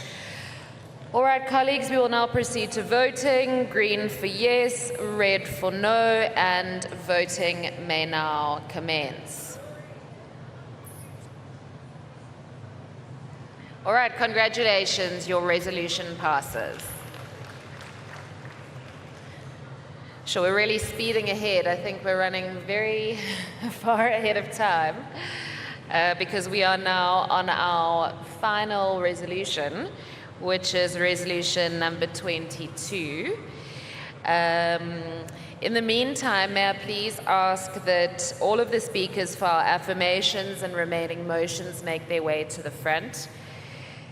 Okay, so the title of this resolution is Survivor-Centered Response to Gender-Based Violence. The details of this can be found on page 139 of your booklet. May the following speakers please get ready. The proposer is Refilwe Nseke. The seconder is Puti Kwenate. The alternate speakers are JP Smith and Siamtanda Vimbani. We will now proceed to our proposer. Refilwe, over to you. Thank you, Emma. Congress delegates, let me start by reiterating what is in the proposal to say. In my constituency, on a question I had asked, there were 800 arrests made on GBV. 500 of those went to court, resulting in only 15 convictions. Listening to that, you understand that there is a clear problem between the arrests made by the police and the convictions in the court. We must fight the system until conviction rates are transparent. Then we must fight for the conviction rates to increase so that they become a deterrent to perpetrators. Perpetrators must know that if they go to court, they will be convicted, not what we are seeing currently. The current system is failing survivors, is failing the loved ones of those who don't survive. This resolution demands accountability where it matters the most, and accountability for us is convictions. Many women, many people, even in this room, we know what rape feels like. In addition, we want to shift the focus from protecting perpetrators to empowering victims. The support to victims is not comprehensive enough. So by supporting this resolution, we stand for justice, dignity, and real consequences. Please support this resolution. Thank you. Our seconder is Puti Kwenati. Over to you, ma'am, when you're ready. Okay, you may start. I rise to second the resolution. In the city of Tshwane and across the nation, our current response to GBV is failing. It is a system that treats survivors like a docket number rather than a human being in crisis.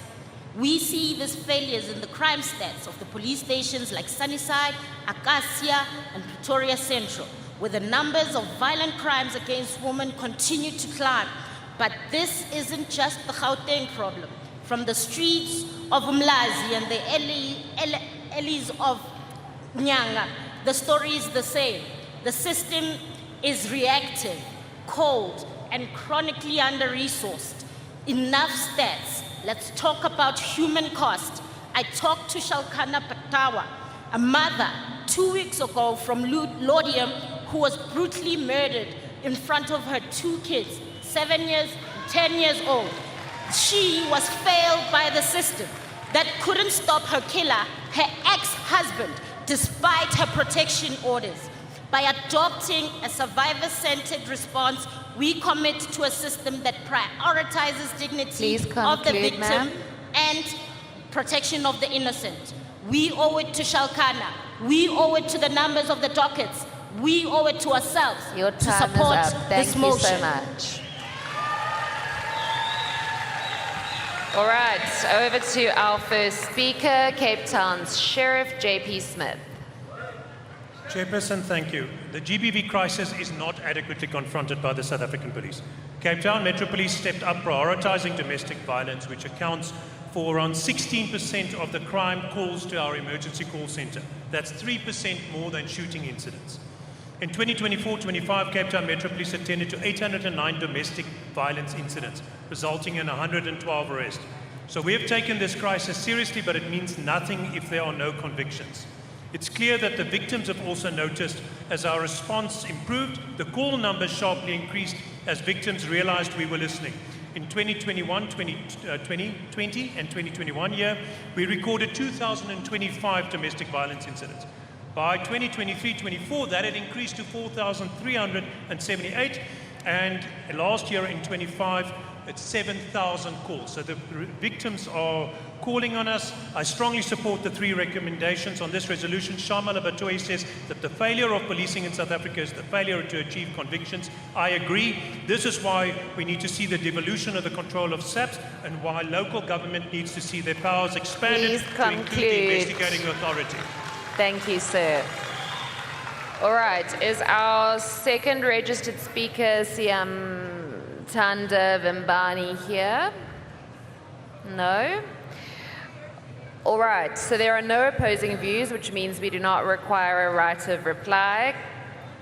Democrats will now proceed to vote on our last new resolution of this Congress. If you're voting yes, please hold up the green card. No, please hold up the red card. Voting has now commenced. Congratulations, colleagues, the resolution passes. I think if I could just pause here and ask all of the delegates to give everybody who contributed to bringing these resolutions today a round of applause.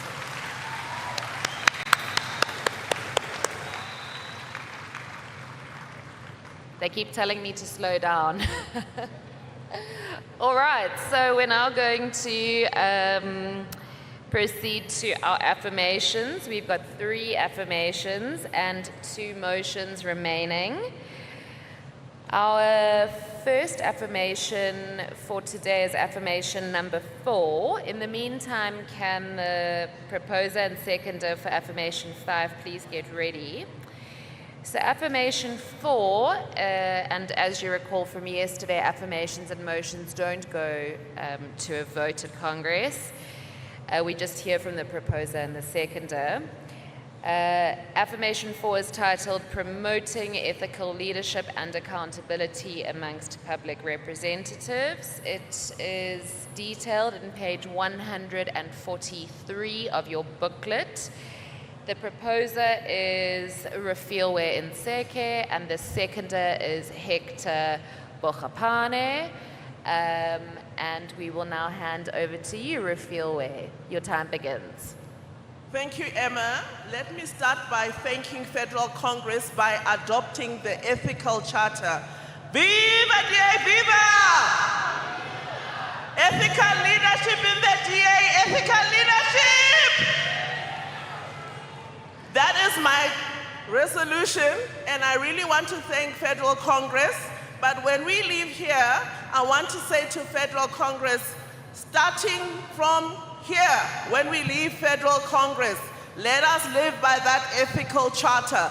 Let us, everywhere people see us, see the DA difference and know that we have adopted an ethical charter. In everything that we will do, they will see us living ethically, standing up for the marginalized, being the voice of the voiceless, and uplifting this power, making sure that the Democratic Alliance takes its place in the world as the best political party.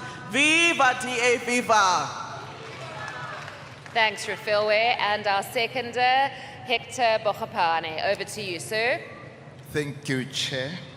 There must be something that separates us from other political parties. This ethical charter, fellow public reps, it means we will not put our finger on the public purse. We will not embrace the view that we are all having smaller nyana skeletons. As the Democratic Alliance, we are declaring as public reps, we will not have smaller nyana skeletons in our closet. Thank you very much, sir. All right, so that affirmation is adopted. Could the proposer for affirmation 6 please get ready, because we're now proceeding to our next affirmation titled Commitment to the Core Work of DA Public Representatives, details for which can be found in page 144 of your booklets.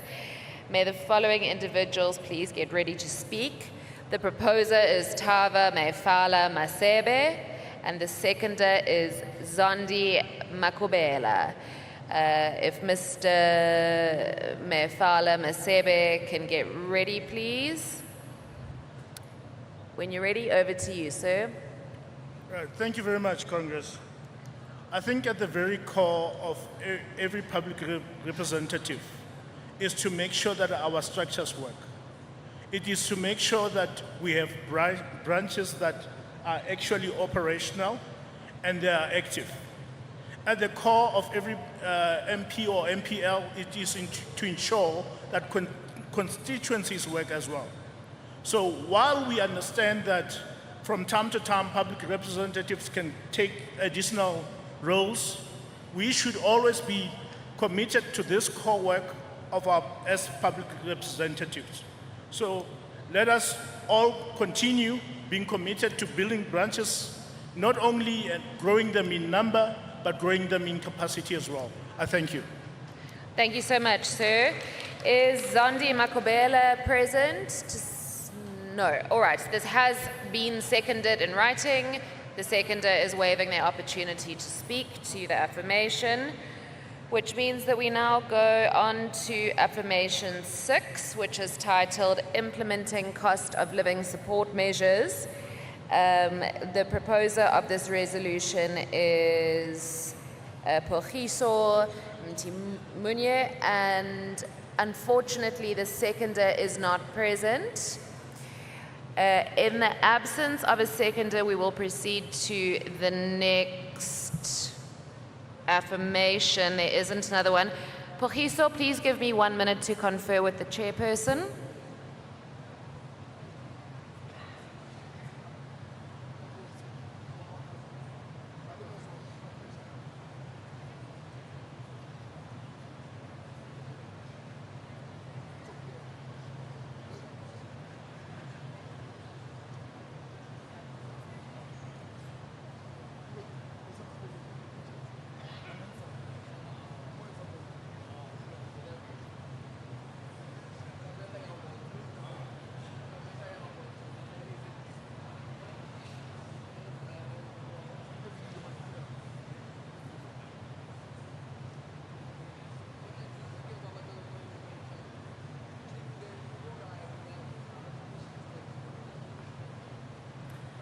All right, Pogiso, you may please proceed.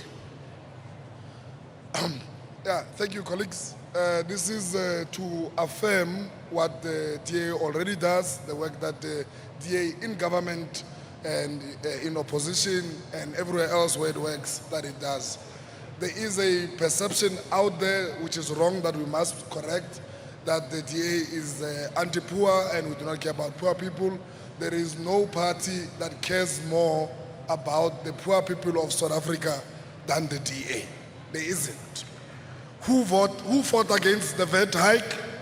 The DA. Who fought against the fuel price increases? The DA. So we are here to affirm that the DA, whenever it is in government, in coalition and in opposition, will always try to introduce measures to support the cost of living, to support people who are struggling with the cost of living wherever possible in manners that are, of course, affordable, prudent, and in line with sound budget principles, which will always be the case, and that should not be in doubt at all. We are speaking here about supporting people who are struggling by implementing the cost of living support measures responsibly in every DA government coalition and also when we are in opposition. Thank you, colleagues. Let's support this. Thanks, Pogiso. So I'm informed by the table that even though the seconder is not here, the policy unit and the resolutions committee has received the seconding in writing, which means that that affirmation is now adopted. That concludes affirmations for this Congress, and we will now move to our last two remaining motions, which are motion 3 and motion 4. You will find these motions on page 148 of your Congress booklets. Motion number 3 is titled Acknowledgement of Contribution to the DA. The proposer is Tami. The seconder is Des van der Walt. Des has indicated she is not available, given that she's dealing with presiding officer duties.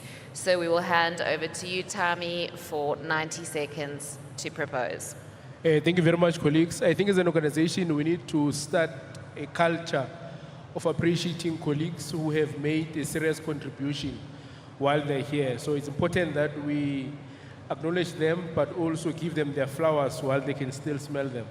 But I think what is important is that the acknowledgement of the stellar work and contribution of Anchen Dreyer, John Mendelsohn and Dennis Hunt to the Democratic Alliance from the Johannesburg region. I think these colleagues collectively possess decades of service to both our country and our party. The DA, we recognize and deeply appreciate their contributions, giving them their flowers while they can still smell them. We thank them for their exemplary, selfless leadership as well as their unwavering dedication to the country and the party. May their hard work continue to inspire even the younger generation to approach public service with the same spirit of selflessness. It's also important to note that even long after their official retirement as public representative, they continue to dedicate much of their time to official party business in various capacities. Dennis Hunt still serves on the federal candidates committee, and Chandrea continues to do a lot of work in many provinces. John Mendelsohn is also involved. So they are former public reps, but who are still today continuing in the DA. Mandla! Thanks, Tommy. All right, so this has been seconded in writing. Our seconder is not present, which means the motion is now adopted. Thank you so much. I think we'd all agree. And that now brings us to our last motion for this Congress, which is motion 4, titled Celebrating DA Gauteng's Helen Suzman Training Academy.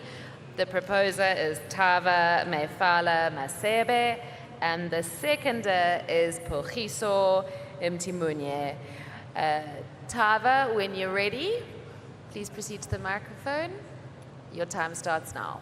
Thank you very much. It gives me great pleasure to bring this motion to Congress because I believe the DA in Gauteng has done a stellar job in launching their inaugural Helen Suzman Training Academy.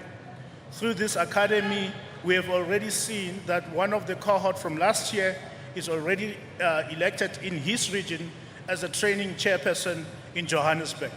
We've also seen how some of the cohorts continue to being champions in their communities through effective issue driving. However, we also want to extend congratulations and appreciation to the provincial leadership. We want to thank and congratulate provincial leader Solim Simanga, who has always been at the forefront of championing this academy.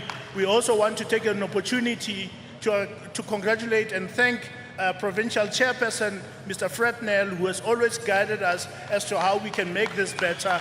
And also on a day-to-day basis, thank you, Pogiso Mtimunye, for guiding us and supporting us and making sure that we have the money to make sure that this academy is a success.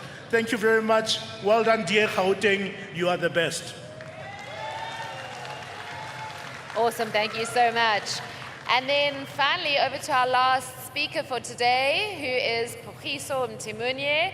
When you're ready, sir, you may take the mic. Thank you. So this is really a one in terms of the naming, an ode to Helen Suzman, who is a long-time sole representative of our party in the dark days of apartheid, who taught us the most beautiful maxim, go there and see for yourself. So that's how we came with the name Helen Suzman. And then the second part is that the academy is unique in that it is one of the first academies in the DA where there is no age restrictions at all. So we have people 20 years old in the academy and 60 years old in the academy and whatever age in the academy. It is about the development of anyone. You can be a public rep, you can be an activist. So it is in the spirit of opening up training and development opportunities to everyone in the DA, irrespective of what level do you operate at. So we would like to present this as a model for other provinces and we would like to engage them. And I want to thank the Eastern Cape and the Western Cape and KZN, which inspired with what they are doing, including Mpumalanga as well. Thank you so much. Awesome, thank you so much, Pogiso. So that motion is adopted. Democrats and colleagues, that now concludes the policy resolutions for this Congress. We'd like to extend our most sincere thanks to all of the participants for your rigorous contributions and democratic engagement, and to all of the delegates who have participated throughout this process that has run over many months. I'd also like to extend a sincere thanks to the team at the Federal Policy Unit and to the Resolutions Review Committee for their work and their invaluable support in this process. Colleagues, that brings this session to an end, and I'll now hand back to Anton Bredell. Thank you.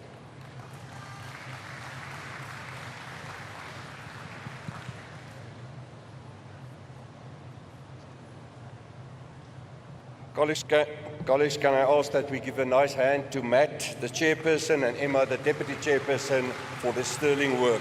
Thank you very much.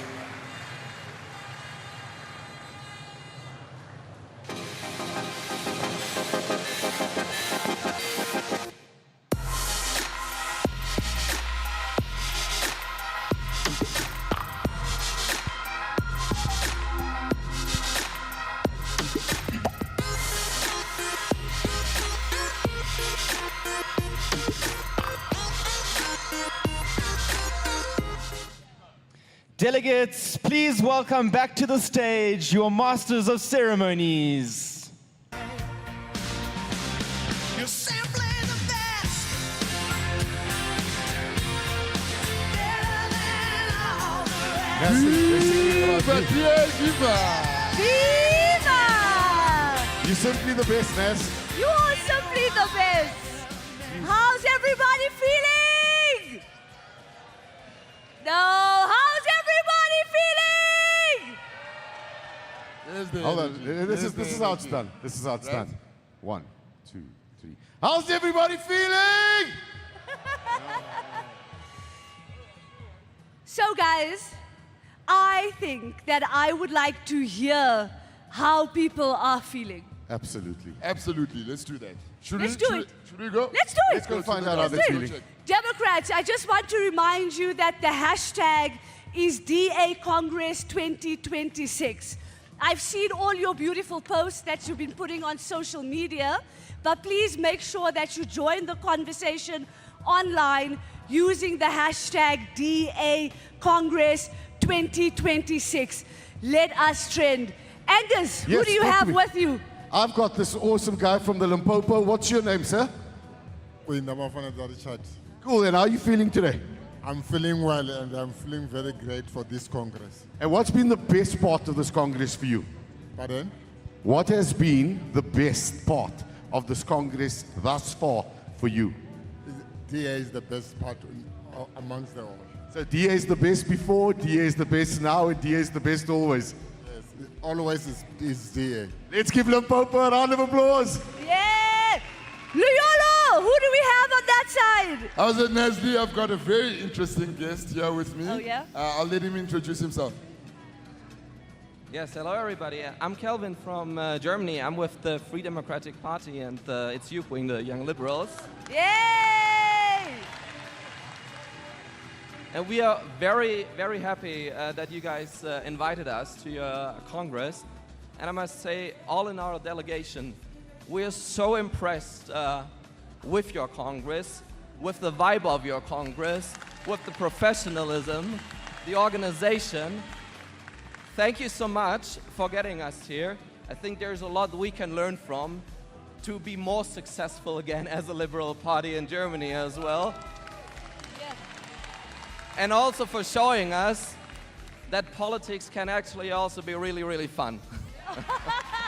There we go. That is the South African way. We are full of gears, and we are making it a lot of fun from South Africa to the world. Angus, who do you have over there? I found out someone very interesting, but I think it's his headpiece that does it for me more than anything else. What's your name, sir? My name is Peter Verbeek, and we show diversity in this party. There we go. Peter, which province are you from? Gauteng. From the worst performing municipality, Ekurhuleni. Oh, but we're turning that around because we're going to make South Africa work, my friend. Well done. Thank you. Luyolo, I don't see you. My I hand see is you. waving. Go Can ahead. you see me? All right, there we go. I've got someone we all know, I think. Let me allow her to introduce herself. Okay. Natasha.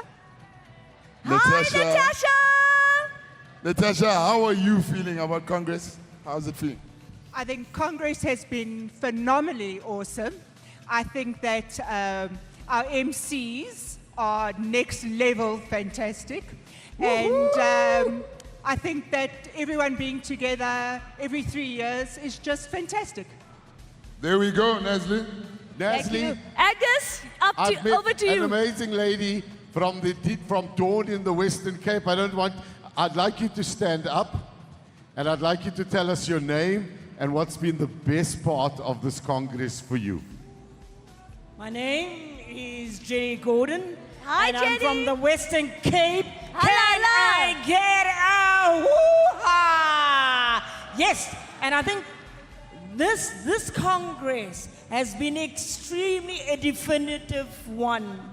It is full of gears. It is what the DA stands for. And this is why we do what we do. Viva DA! Thanks so much, Jenny. Leolo, I can't see you, but I I'm hope right you can hear me. here at the back. Go ahead. Makuta, please, can you stand for me? Tell me, how are you feeling? This is day 2 of Congress. How are you feeling? Enthused and enthusiastic. And which province? This is Eastern Cape, if I'm right. Western Cape. Oh, Western Cape. There we go. Can we check how Western Cape is doing? Can you ask them? How are they feeling? How's the Western Cape, guys? Yeah. There we go, Nasli.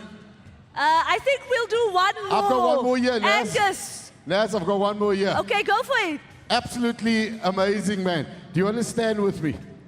Great stuff. Yeah, give him a round of applause. Give him a round of applause.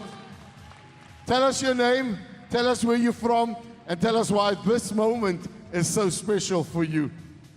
Ja, ek is actually van die Weskaap. En ek is van die Weskus. Ek dink wat vir my die beste is van hierdie kongres, van al die kongresse, is ek dink is die tema. Om Suid-Afrika weer te maak werk vir die toekomstige geslagte. En ek is baie excited dat ek hier kan wees en deel kan wees die Bergrivier munisipaliteit deel kan wees om Suid-Afrika weer te laat werk vir die toekomstige geslagte. Oh, dis wonderlik, dis absoluut wonderlik. Halala. Die Afrikaanse One more. suiwer is absoluut wonderlik. Waar is Jalo? One more, Luyolo, over Wag, to hulle you. roep my die kant, hulle roep my die kant. Just wait, Angus, it's Luyolo's turn. Calm down. Go ahead, Luyolo. Nasli, we here with Gauteng, Halala, Johannesburg, Gauteng, halala. and Johannesburg to be specific. Please introduce yourself. Thank you. I'm Alex Christians, and I'm a councillor in the city of Johannesburg. Is Johannesburg here? The rest of South Africa, can we give Johannesburg a woo-woo? Woo-woo. Come on, you in Johannesburg, did you not have fun? Woo-woo. Can we hear a woo-woo? Woo-woo. Thank you very much. The most exciting part was to meet friends from 1994 right to now. And one of those is Helen Ziller, who's going to be our mayoral candidate. So let's hear it for Helen and Johannesburg. Thank you. Angus, I'm giving you one more, and then you have to get yourself back to the stage. You don't give me one more. I've I got give a you few one for you. more.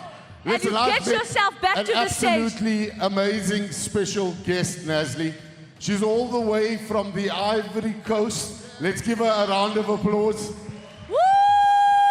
But not just that, she represents the International Federation Of Liberal Youths.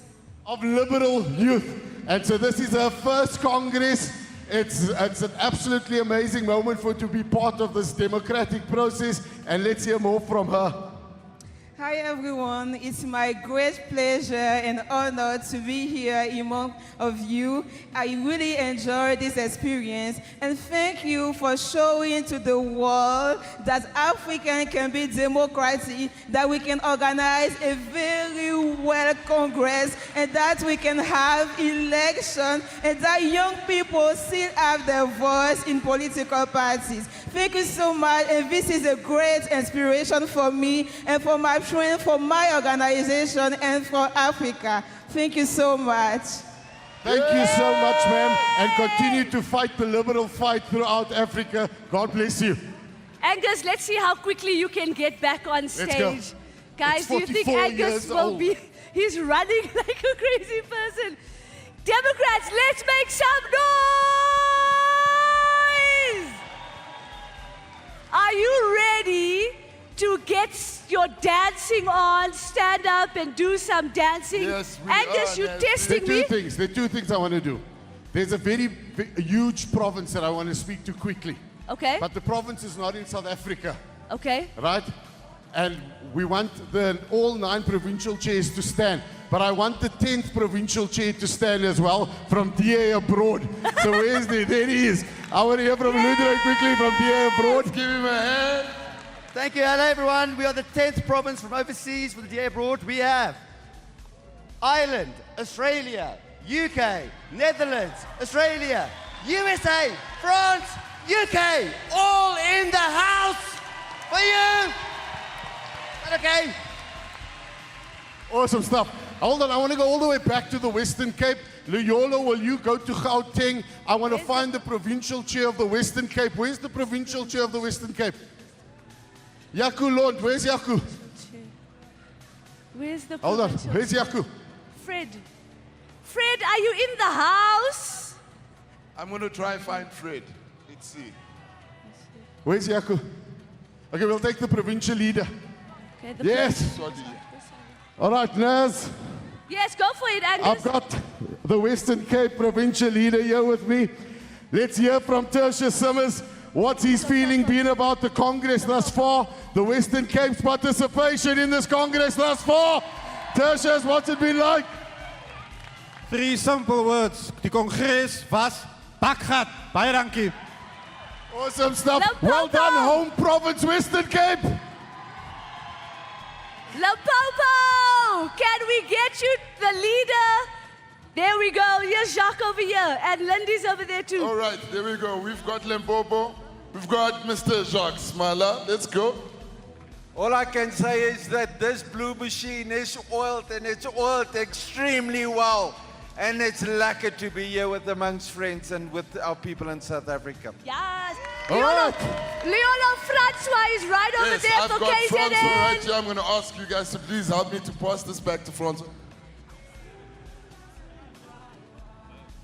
Loyola, welcome again from KZN. It's good to be here, the Kingdom of the Zulu. And we're here in force. We're going to be part of the DA force. We're going to be part of change. And we're going to be part of bringing back the country to the people where it belongs. Awesome.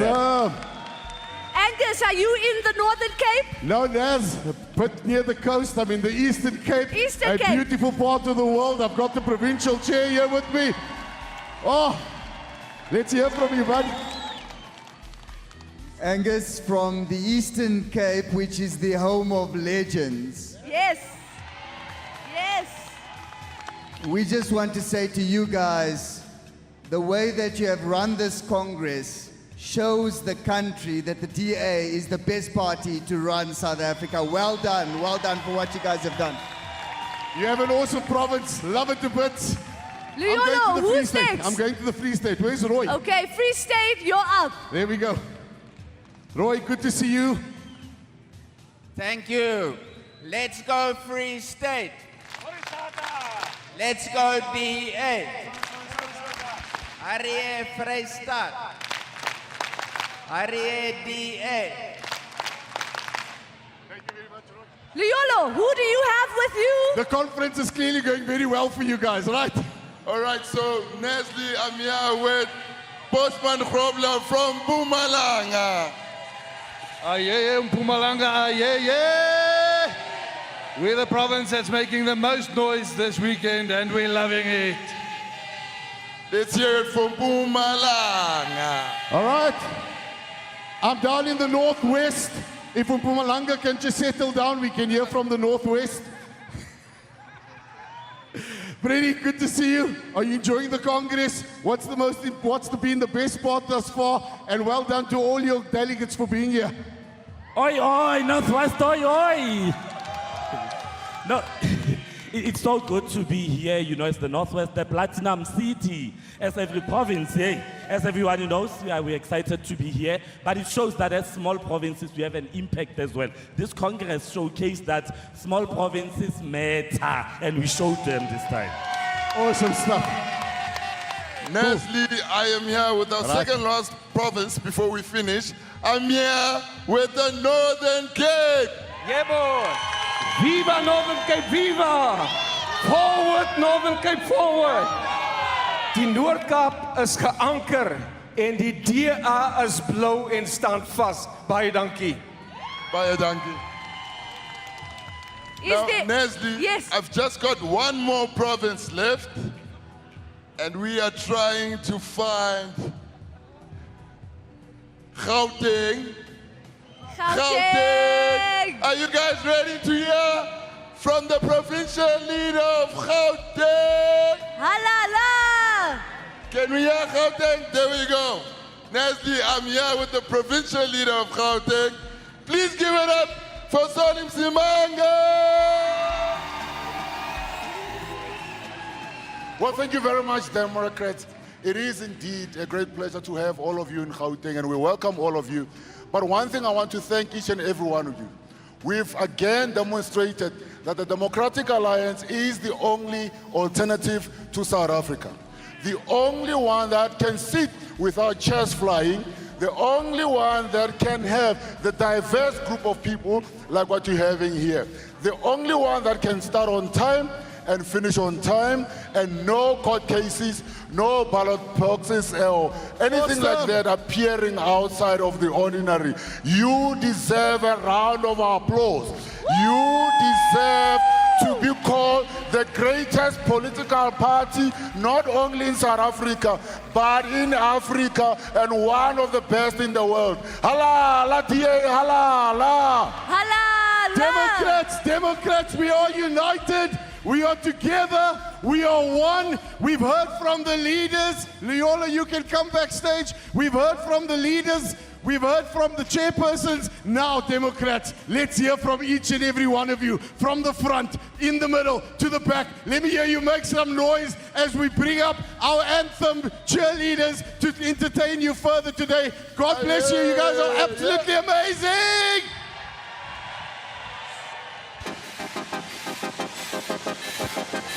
Hoi, hoi, DA, hoi, hoi!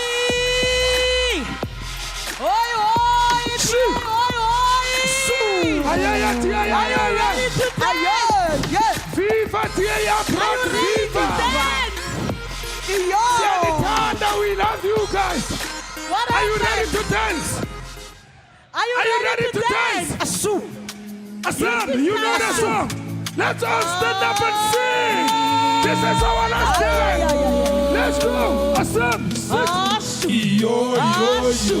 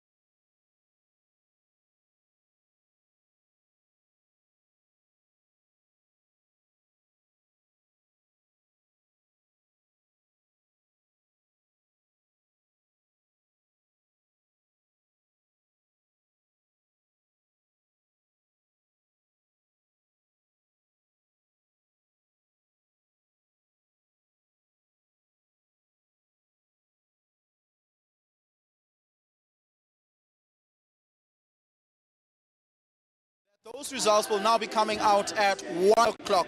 So really, it's within this hour that we will know who the new leadership of the party is. But as you can tell, the plenary hall behind me has turned from a plenary hall where policy discussions has been taking place to now being a plenary hall where a karaoke theater is currently unfolding. But I've got two analysts with me. I've got Kolela Kashakatia with me, as well as Professor Dirk Kotze. And Prof, I want to start with you. I had a conversation with Helen Zille not too long ago, and I asked her, does the incoming leadership, whoever it might be, whether it is Busiso Dionyashe and Werner Horn as the two top leaders of the party, or whether it is Jordan Hill Lewis and Esho Sarupen on the other hand, do they have the political aptitude and wherewithal to go and negotiate with Fikile Mbalula and Cyril Ramaphosa when it comes to the coalition arrangement of the party? And she thinks yes. Do you agree with that? Well, it's a tough task because they are going to be very new, in these positions. They don't have a lot of political experience at this level yet. So I think they're going to rely a lot on some of the top veterans in the party, like herself and some others that will behind the scenes assist them with this. The DA seldom negotiates on a one-to-one basis. It's very often in the form of teams.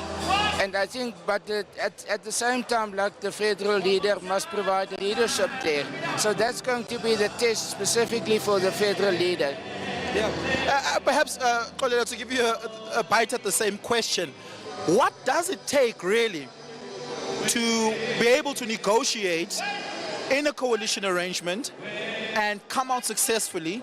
And do you think that the incoming crop of leadership, wherever it may be, have those types of skills on the one hand, but also on the other hand have the political smarts to maneuver around people like Fikile Mbalula, Cyril Ramaphosa, and potentially even Gwede Mantashe? I think the biggest maneuver would be around ideological underpinnings, especially when it comes to the GNU, because there are areas where the two, that is the DA and ANC, differ significantly. For example, if you are to look at the situation in Gaza, you look at Iran and other geopolitical shifts that are happening, there's significant difference there. So it will take some serious political maneuvering and understanding of the stance of South Africa with this position of non-alignment, because the challenge will be there wherein we find that there are divides in the political spectrum in how we locate ourselves around geopolitical shifts. Because especially the economy, our economic fortunes as South Africa will always be reliant on these geopolitical shifts. So within the GNU, they have to have an ability to be more coherent in terms of South Africa's standpoint without moralizing too much of the party political, ideological underpinnings. Prof. Kotze, do you anticipate a cabinet reshuffle after this? No, I don't. No, I think what is going to happen is that the current ones will be there. Jordan Hill Lewis have already indicated if he's elected, he will continue as mayor of Cape Town. And I think what will be needed is to determine who's the leading person, who's the most senior person of the DA ministers there, in order to provide some leadership, caucus leadership almost, within the caucus. But I don't accept at the deputy minister's level, if Asha Sarupen, for example, is elected as the chairperson of the Federal Council, then most possibly he will advocate that seat and the new deputy, but they are not part of the cabinet. Helen Zille just told me that after the handover process, she's going to disappear. She's not going to interfere at all. Do you believe that's true, or do you think that the specter of Helen Zille will remain to loom large over the identity of the DA? No, she will be very strong, very prominent, especially here in Johannesburg. And that's going to give her a new sort of power base within the DA, whether she wins or not. But she's going to play a role in that, maybe even as either part of a coalition or as a leader of opposition or whatever position it's going to be. But her experience is going to be used. We see it with former other leaders like Tony Leon.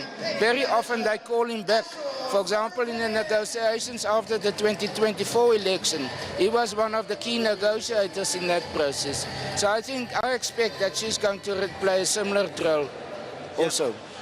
Kolelo, fascinatingly, there's a tension between the policies of the DA as a party versus the things they actually have to implement in government.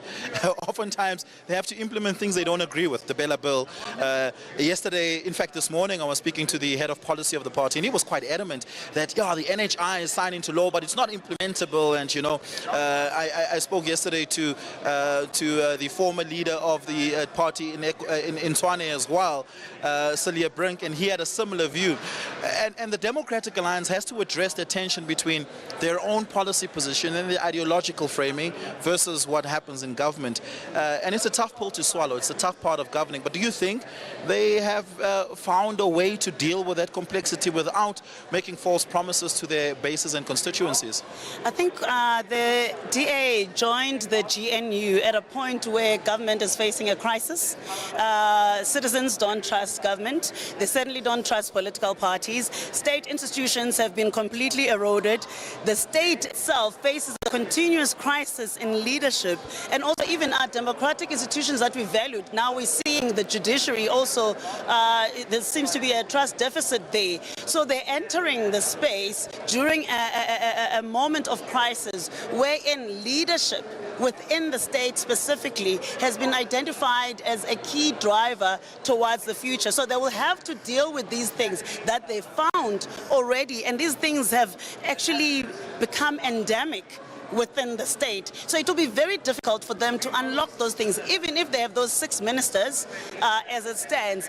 But since 1994, there's been this slow erosion of our democratic institutions. There's been an erosion of the state, and especially when it comes to the political state nexus. So that's something that they're going to have to navigate. And I don't know if they have experience in that regard, because now it's the first time since 2024 that the DA is actually a governing party, because they are in government with the ANC. While there are all these challenges, when it comes to the ideology, the geopolitical things are going to be a problem, because, as I was saying, South Africa is always trying to maintain non-alignment. So how is that going to be communicated, especially when it impacts on the economy? If China is going to emerge as the biggest economy, how do we then reconfigure our relations with China, or even our position within the BRICS Plus formation? How does the DA policy formation aligns with that thinking? Because that's something that is a reality. And even the war in Iran, right? The war in Iran, you've got a president in the US who's always thinking about South Africa and demonizing South Africa, and this is obviously over Gaza.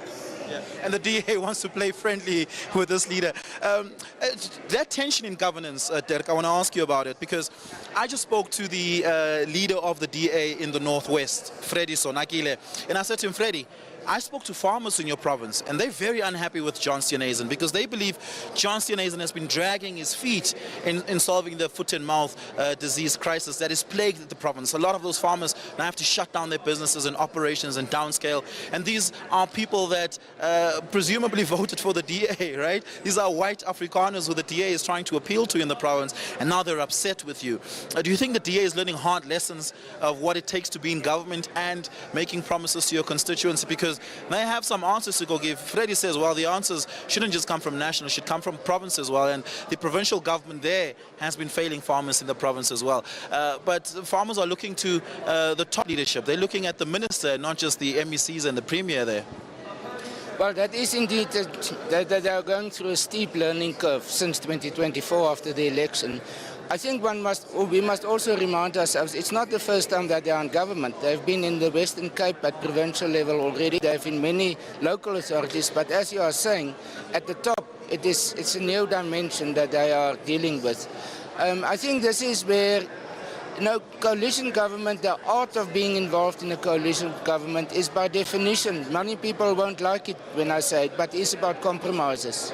And what we have seen already is compromises between the ANC and the DA. For example, that was one example of that.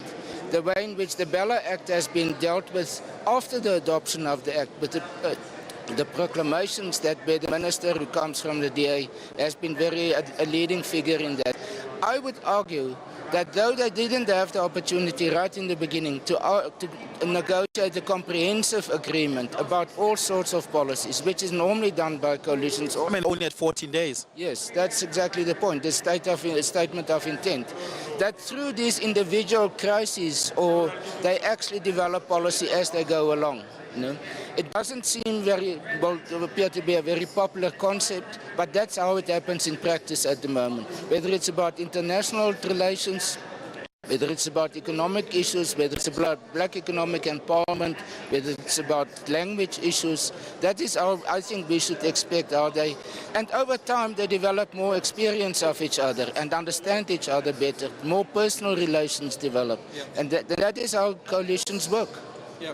Just a last question, Kolelo. I perhaps want to ask you to walk with me as we answer this question, because I think it's a big part of the ongoing conversation of the DA is their identity. Do you think the DA has successfully overcome this Western Capeism that they've been accused of, where when they speak of their success stories, they speak only of the Western Cape. They don't speak of other provinces because perhaps they haven't had a story to tell there. Do you think they've gotten over that Western Cape enclave mentality of talking about success? No, they haven't. I mean, if you were listening to the leader in the Western Cape in terms of promoting the idea of Helen Zille going to Joburg, they're using the Western Cape as the basis of their success, that because they've performed so well in the Western Cape, therefore it means that they can spread it across the country, you know, through municipalities and metros. However, if you look at their performance there, when you look at the Auditor General's reports, it looks like the Western Cape is performing, but on the ground, I mean, the inequality is so stark in the Western Cape, and it's across racial divides, and that's something that needs to be dealt with. Can the DA demonstrate the ability to provide services to poorer communities, communities that represent the majority of our country? Because also now, if you look at their leadership contest, it's quite clear what's going to happen. And forgetting that in South Africa, race still does matter. Identity politics are going to be the order of the day, especially as we're maturing in terms of coalition politics. How parties organize themselves will also be driven by identity politics going forward. And if they don't manage that within the DA, then it becomes a problem. Can they manage those identity issues outside? Because you cannot avoid race. You cannot just claim diversity and still worry about the woke left. And also, if you look at the policy propositions, if you analyze who brought some of these amendments to the table in terms of the constitutional amendments, it starts looking like you can see the demographics of who's bringing who to the table. And for me, meaningful inclusion means also including the others, even intellectually, in terms of their input and how they inform policy positions and how they inform the Constitution. But if there's a silencing of some of these leaders within the DA, especially when it comes to substantive issues such as performance reviews, the youth incentives. And those were some of the resolutions that were passed here that, of course, would have to be considered. Exactly, but you can see like there's a color to who's bringing what resolutions, and even if on stage you can do the window dressing, it is apparent, and it's going to be a challenge for them when they get to the elections. Yeah. Well, we're going to have to leave it there for now, but really do thank you for your time and your insights on that. Well, behind me, Thabiso, is the plenary hall and the plenary stage. In less than an hour, the results will be delivered. We were told that it would be delivered by 1 p.m. at the latest, and we hope they stick to their time. They've been very punctual up until now. Just to remind you, Thabiso, that the Democratic Alliance uses a rank choice voting system instead of a winner-takes-all system. That's perhaps why the tally is taking so long, which means that they have to calculate points rather than just count the number of votes. And we're going to be keeping an eye on that for you here on the program. But for now, Thabiso, it's back to you in studio. We're not a party who waits for the IEC to proclaim an election day to go and speak to our voters. We go and speak to our voters. We are constantly building. We have every constituency active. We track you all in dashboards, as you all know. We make sure that every structure is engaging with voters because we have to continuously build momentum across South Africa because we are a serious organization, and a serious ground organization prepares early. And so, the IEC hasn't had a single voter registration weekend yet, but we've added 75,268 voters to the voters' roll. I challenge you to find any political party that's pulled this off yet. And we still have 2 more voter registration weekends to actually turn out our DA supporters and get them correctly registered. So we're just getting started on voter registration. All of you in our structures are expanding the DA voter base every day, and so our growth is already happening. We've already canvassed 2.3 million voters. At this pace, colleagues, at this pace, we will exceed the 3.5 million canvassers we achieved in 2024. We are on track for a record number if we carry on, because our blue machine is already in motion. Speaking to voters, listening to their issues, we're expanding, we're organizing, and we are growing. So, what do I want you to take from this, colleagues? Something very simple. We have a hybrid model. You identify the issues, we direct the strategy, we use polling, and we turn voter concerns and issues into measurable progress. We have bottom-up listening, and we combine it with top-down results.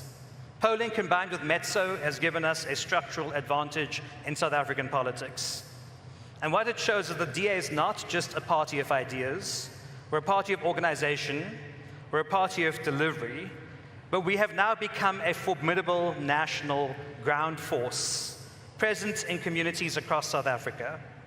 And if I were in any other party right now watching this on the live stream or on TV, I would be terrified, because this scale, the blue machine, is difficult to replicate. And this is what a growing national organization looks like. So to all of our public representatives, activists, and structures in the room and watching online, your work is building the future, and what you are doing is going to make sure that we win more wards, more municipalities, more provinces, and ultimately, we will become the party that dominates national government because of what we are doing on the ground. Colleagues, this is the blue machine. I thank you.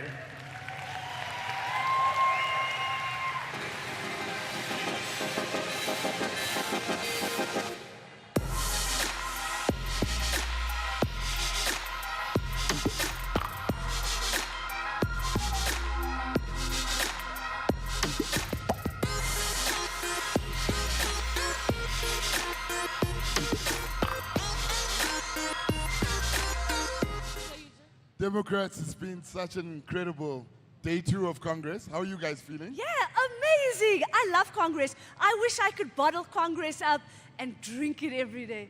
I like your t-shirt, Liolo. Yeah, it's a pleasure. Yeah, representing. Believe in Joburg. That's Believe right. in Joburg. We're going to get Helen Zille elected as the mayor of Johannesburg. Yeah. Delegates, how are you feeling? Listen, I really don't think the people outside heard you. Neither do I think those that spend their time on a Sunday Night Live heard you. Democrats, how are you feeling? This room is filled with Democrats from every province, every community, and every part of South Africa. And Nasli, we are united by one vision. To get South Africa working! Working for the young person who needs a job. Working for that family that just wants to have the lights on and have taps running with clean water. Working for the community that is tired of corruption stealing their future. Working for the mother who wants to ensure that their kids, her kids, are safe. That is why we are here. And Democrats, if you agree with me, that is why we're fighting. Make some noise. And Angus, that is why the DA keeps growing. So if we want to create some jobs for all South Africans, can we all make some noise? If you are here to root out corruption, can you make some noise? If you are here to deliver basic services, then make some noise. And Congress, if you are here to fight crime, then make some noise.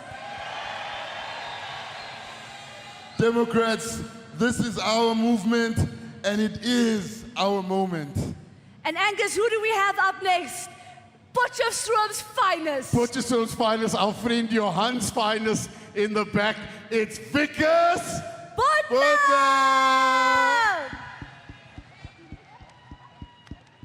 Vickers, hulle wag vir jou bro, hulle wag vir jou.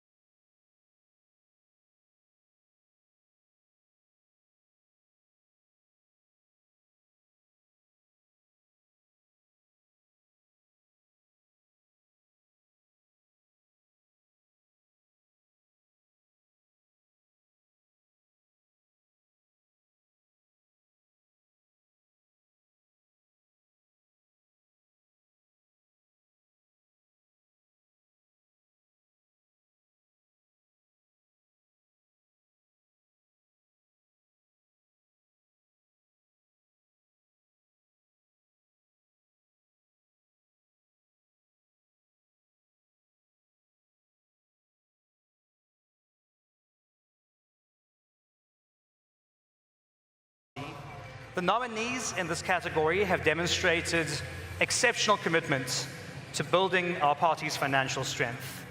Some have raised substantial amounts of money over the period in question. Others achieved meaningful fundraising results in difficult circumstances, going beyond what one could reasonably expect, demonstrating persistence, creativity, and deep commitment to ensuring we are a well-resourced democratic alliance. In recognition of the different ways in which our fundraisers contribute to building our winning machine, the committee has expanded the category into 3 distinct awards. The first category will be the Always Ask Debit Order Campaign Champion for 2023, 2024, and 2025.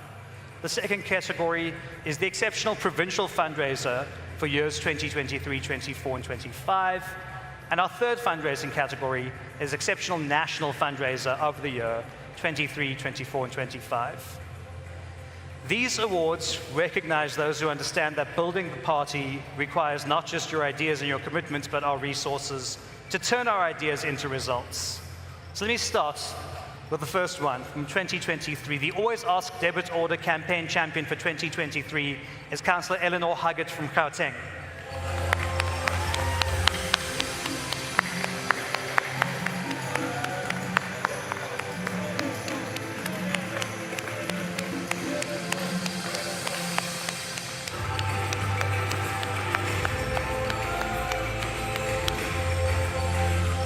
Thank you, Eleanor.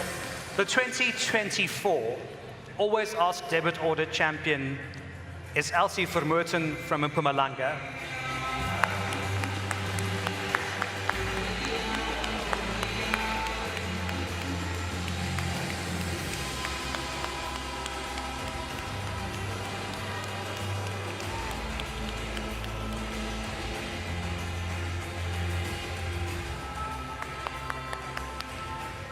And the final winner for this category, the 2025 Always Ask Debit Order Campaign Champion, goes to DA Abroad. Can the DA Abroad delegation come forward?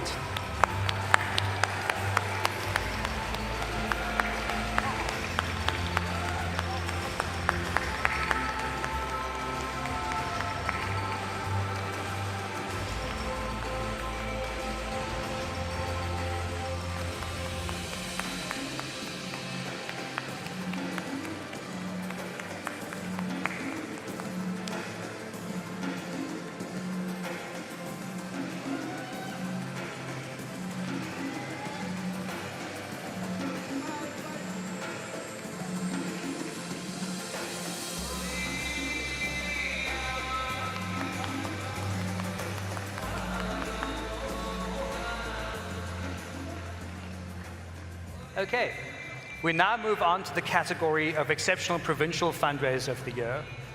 And in 2023, the Exceptional Provincial Fundraiser of the Year was Western Cape Provincial Leader Tasha Simmers.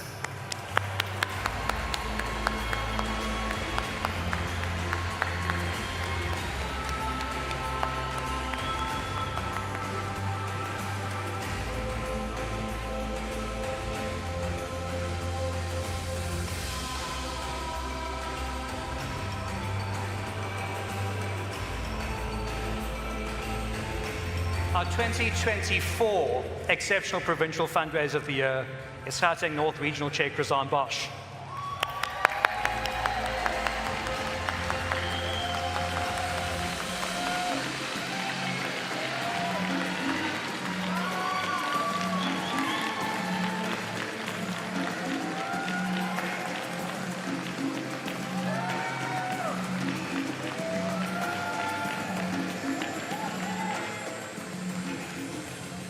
And our final award in this particular category, 2025 Exceptional Provincial Fundraiser of the Year, is Eastern Cape Leader Andrew Whitfield.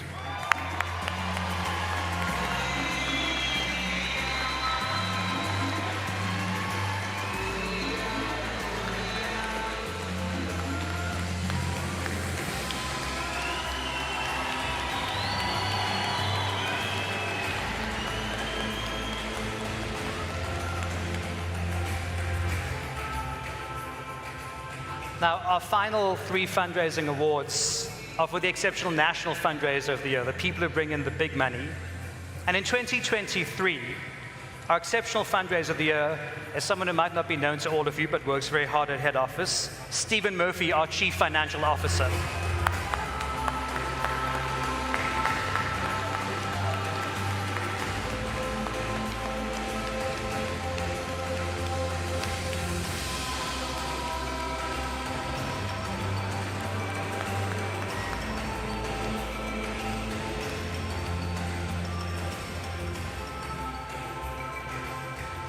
In 2024, our exceptional national fundraiser of the year was Federal Leader John Steenhuisen.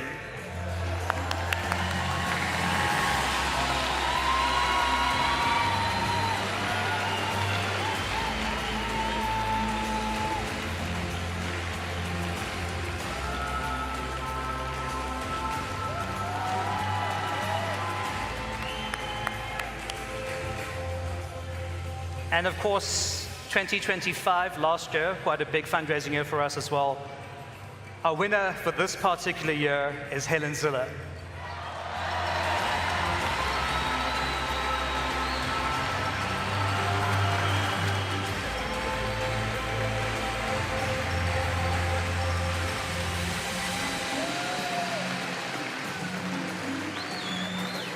Let's give it back to you.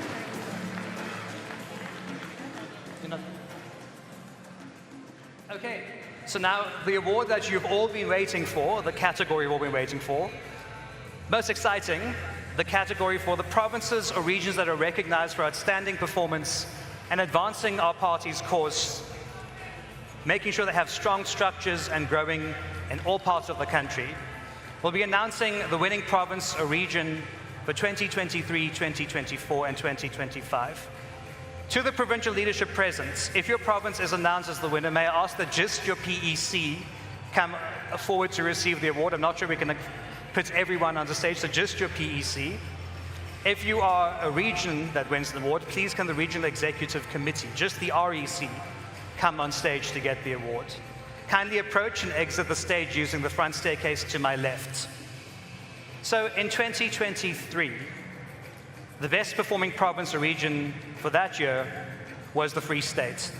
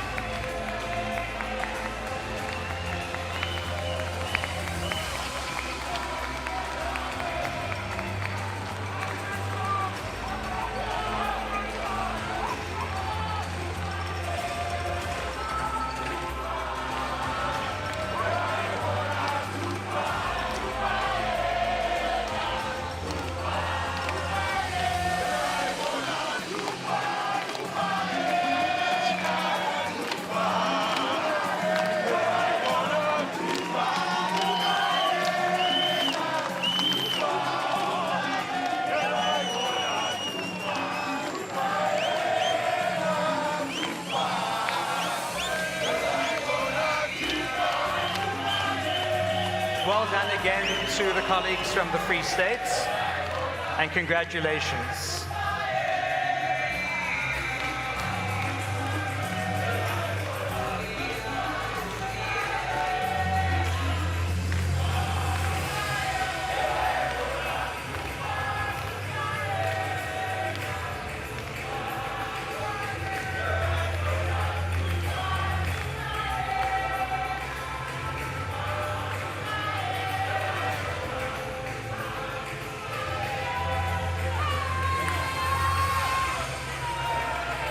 Okay, colleagues, we now move on. The province or region that performed best on the various metrics that were analyzed for this particular award in 2024, and I'd like, again, the PEC to be invited to come up on stage, is Gauteng.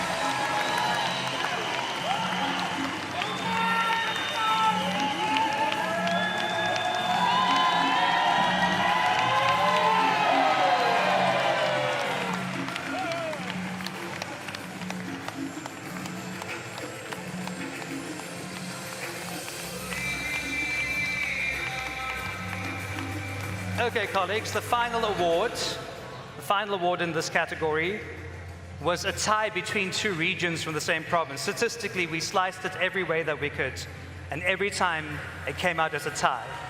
So I'm going to call the regions up one at a time.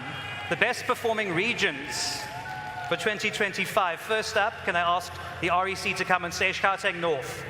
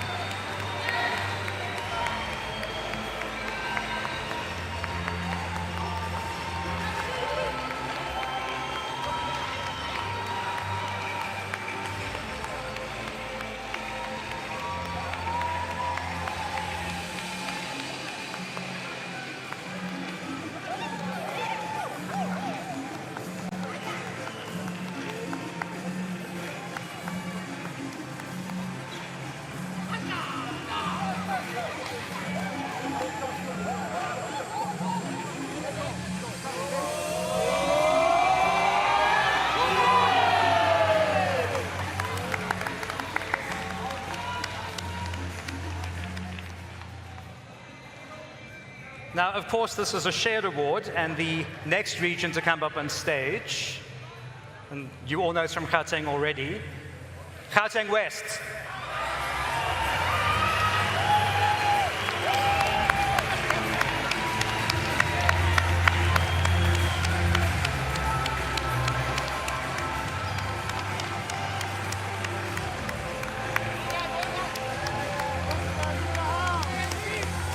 Can the Gauteng West REC please come up?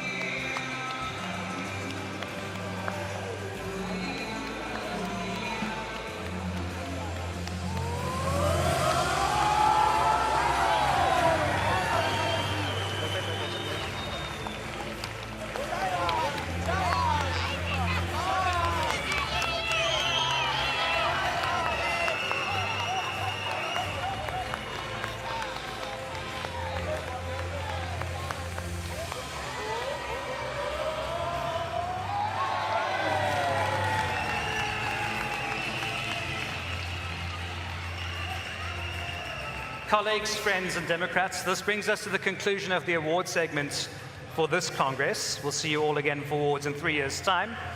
Thank you to every single one of you who took the time to submit the nominations to help us recognize the individuals and teams whose work is strengthening our party on the ground every day and advancing the cause of liberal democracy. Congratulations again to all of our award winners. Your achievements are recognized by us and well-deserved, and your contribution continues to move the Democratic Alliance further. Thank you.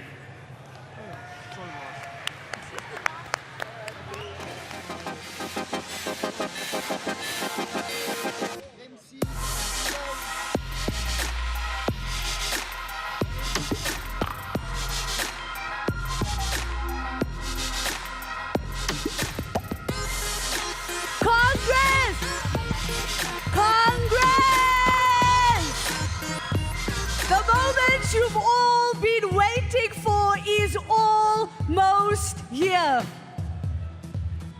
Are you ready? Our delegates, we're turning to the next formal part of this proceeding. Democrats, this is where order matters, process matters, and every delegate, every single delegate in this hall has a role to play. The DA is a party of rules, institutions, and democratic accountability. Delegates, we will soon welcome our presiding officers for both Federal Congress and Federal Council. Are we ready? Are we ready? You guys don't sound like you're ready to hear the results. It doesn't sound like you're ready for the presiding officers. Let's go! Are you ready at the back? Are you ready at the back? Right. Soon we will be having the presiding officers coming up on stage, so I would say to all the media who wants, this is your chance. First come, first serve for when we announce the results. Democrats, Viva! are you ready? Yeah! Are you ready? Viva, DA, viva! Viva!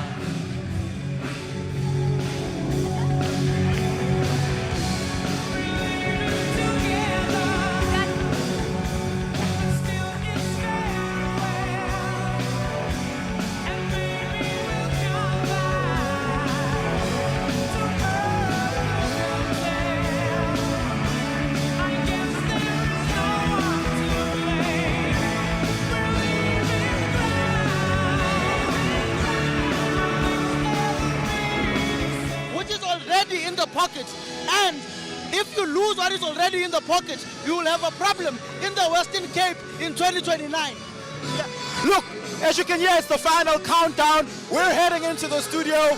The results are about to be announced, and I must say, this is a pivotal moment, not just for the DA, but for South Africa's democracy as a whole. And I think the outcome here doesn't just shape the party, but it shapes what our metros look like, it shapes what our provinces look like, and ultimately will shape what national government looks like. We're back here in our makeshift studio at the SABC, and we're about to go live on stage. And of course, those announcements are quite a theatrical moment for the party, and they spared no expense when it comes to their entertainment aspect here. They wanted to make sure that it feels like a festival of sorts.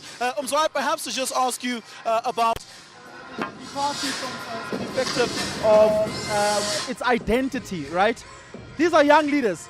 Helen Zille is no longer there, but she will still be associated with the party. John Steenhuisen is no longer there, but he will still be associated with the party. We begin with the election results for Federal Council positions. Please help me welcome to the stage the presiding officer of Federal Council elections, Desiree van der Walt.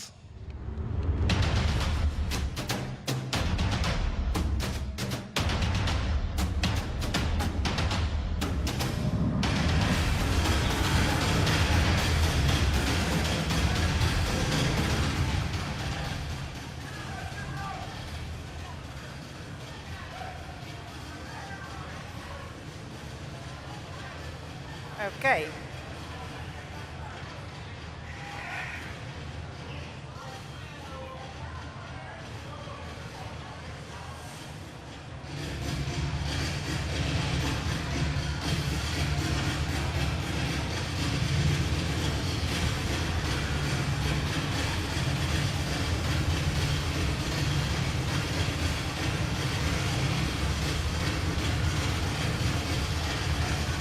like dancing.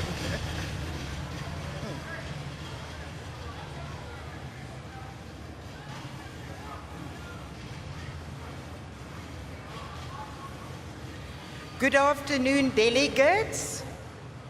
The Federal Council has elected its leadership to manage party affairs for this next term of office. The election was fully compliant and free and fair. As presiding officer of the Federal Council election, it gives me great pleasure to announce the following who are duly elected. For the chairperson of the Federal Finance Committee, Mark Burke.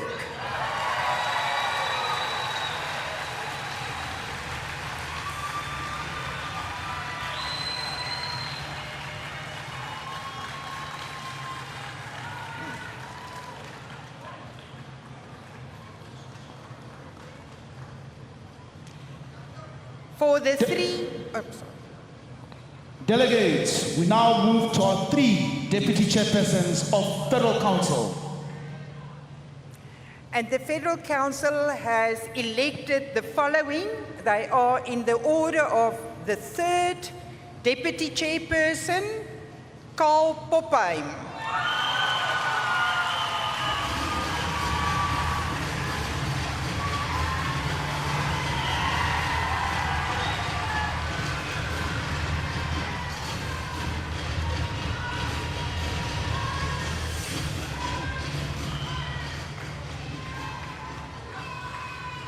The 2nd Deputy Chairperson elected, Thomas Walters.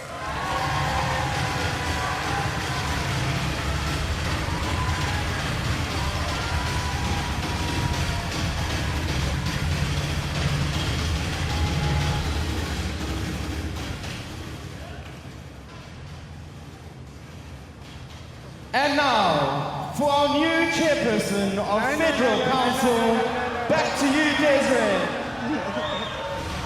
So the 1st Deputy Chairperson of Federal Council, J.P. Smith.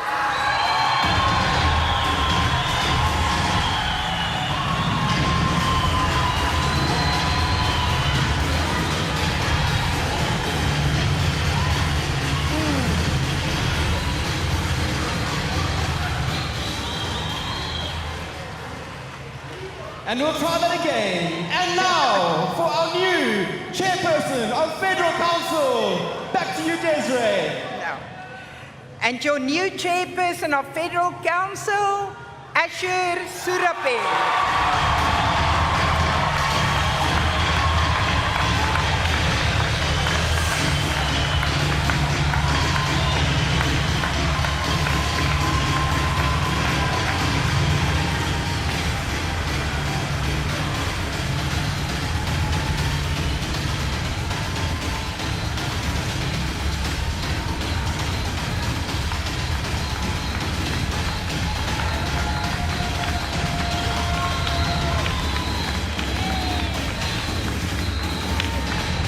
Delegates, we turn now to the election announcements of this Congress 2026.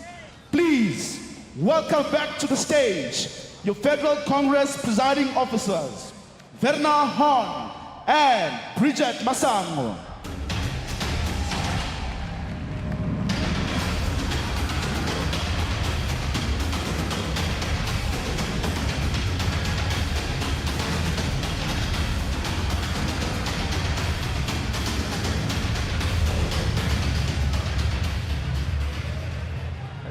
Delegates, we are ready to announce the outcomes of the Federal Congress election of the newly elected leadership. Are you ready? The votes have been tallied, the outcomes decided. We are pleased to say that this election has demonstrated internal democracy in action. We officially declare this election to be free and fair.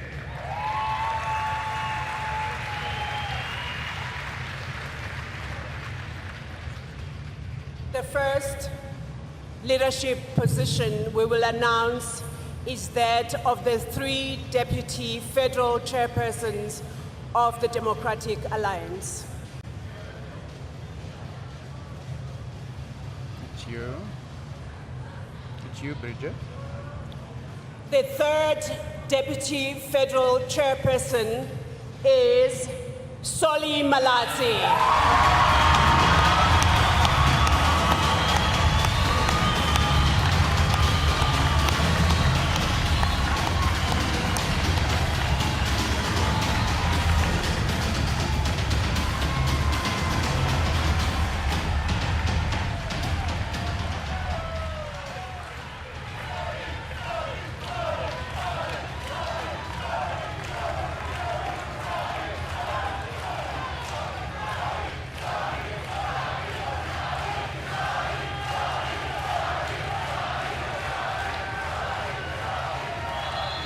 Delegates, Democrats. The 2nd Deputy Federal Chairperson elected is Siljebrink.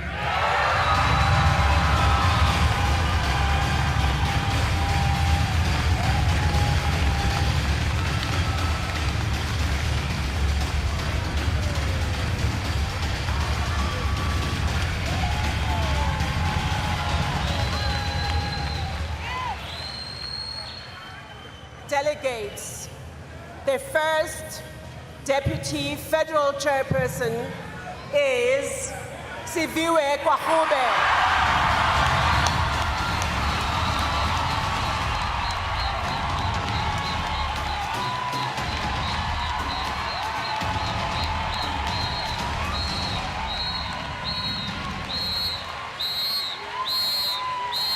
Democrats, ladies and gentlemen, get ready for your newly elected Federal Chairperson of the Democratic Alliance. Back to you, Bridget and Werner.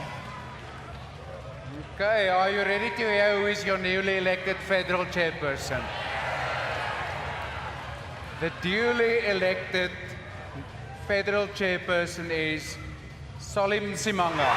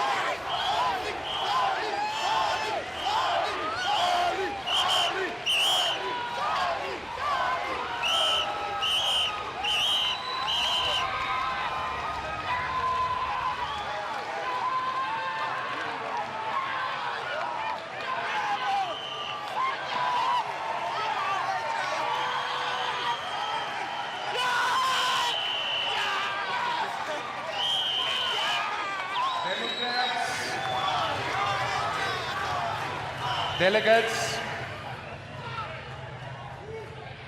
before we get to the big one, can I call on our 9 provincial leaders to join us on the stage?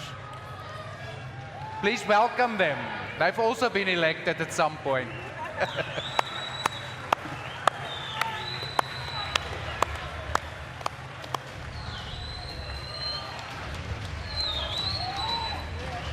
I don't know.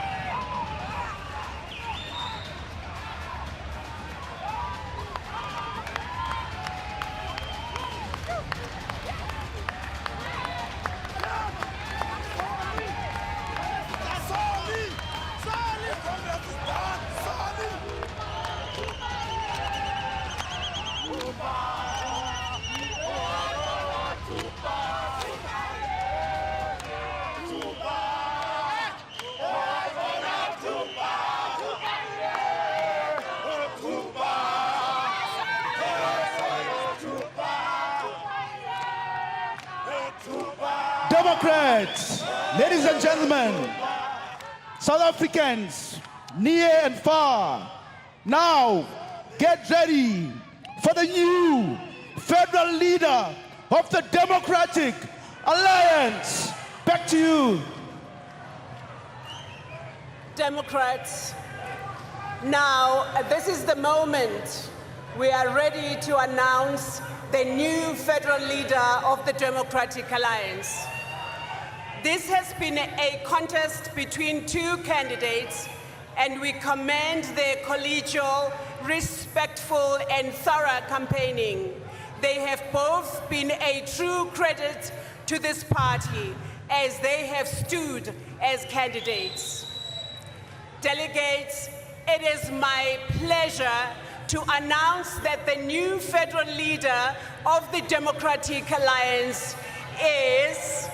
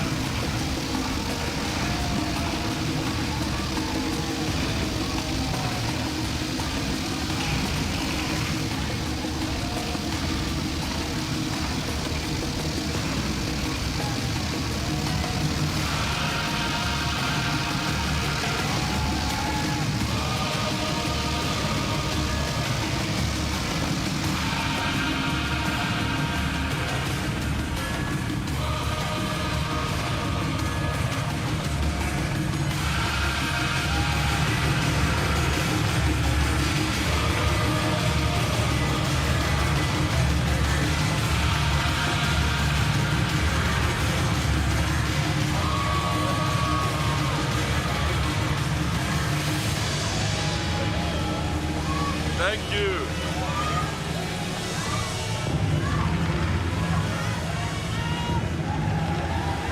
Thank you.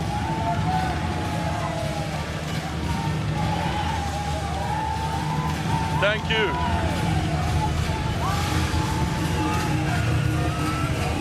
Thank you so much.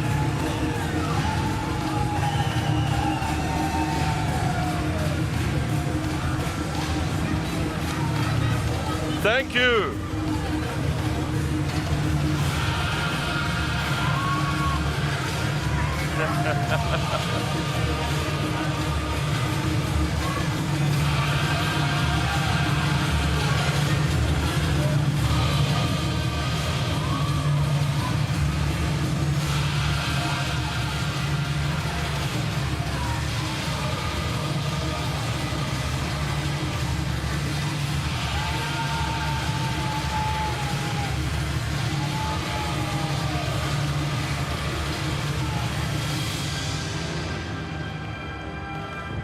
Thank you so much.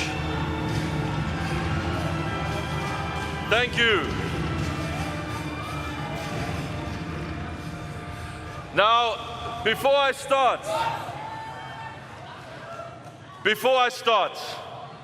I want to start by honoring my fellow candidate, Sibusiso Dionase. Where is he? Stand up, Sibusiso. Can we get the cameras on him? Is he backstage?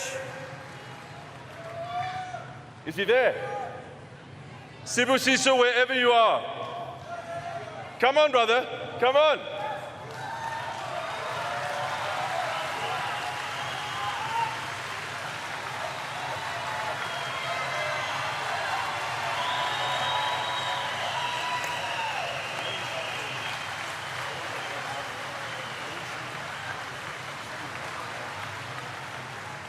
Sibusiso, let me just say, this is a rising star in the DA. I've got to know him a bit. What a cool and genuine guy, and what a positive campaign that you ran. And let me say something about the kind of DA that we are trying to build. There should be absolutely no hard feelings between contestants against each other in our party. In this party, we want the best for one another. We want people to succeed. I want you to succeed, brother. And I know that you are going to do great things in the DA and in South Africa. Well done. Thank you very much.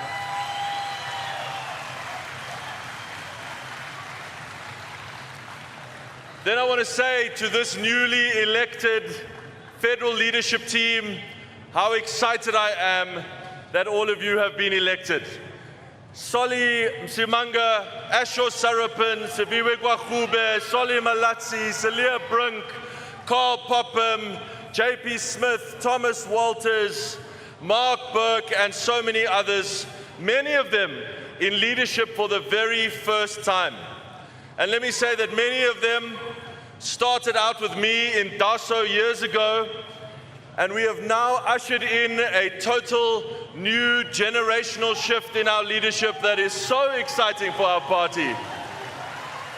I look forward to working and leading with all of you, and congratulations. Friends, Democrats, people of South Africa, Batlobo, Bantu Basimzansi Africa, Vriende, wonderlike mense van Suid-Afrika. I am deeply honored to be standing here today. Thank you to my beautiful wife, Carla, who you just met, and our amazing daughter, who is not here, but who is watching us at home. They are my biggest supporters. I love them so much, and they are the inspiration for everything that I do.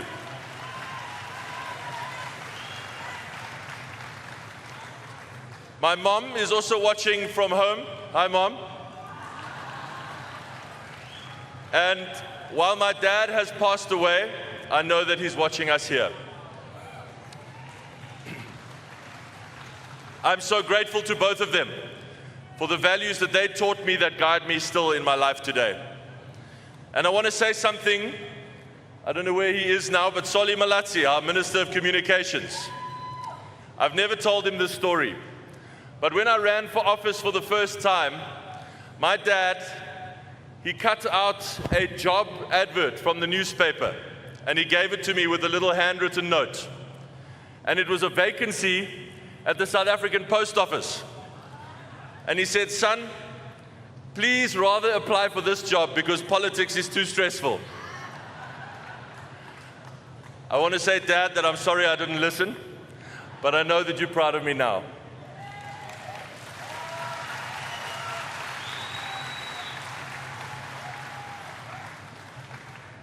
My sincere thank you to each and every one of you, all the delegates of the Democratic Alliance, for placing your trust in me. I accept this responsibility with humility, with gratitude, and with a deep sense of duty. I stand before you as your newly elected leader with one promise. However long I have the privilege of serving in this job, I will be dedicated to the mission of building a stronger South Africa for everyone.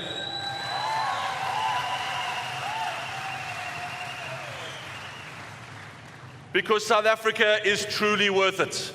We have a great country and we are a great people.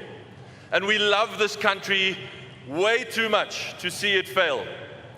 So together we will build a stronger South Africa. And to do that, we will build a stronger democratic alliance. But before I speak about the future, I would like to reflect for a moment on how we got here today. The Democratic Alliance did not become the party it is today by accident.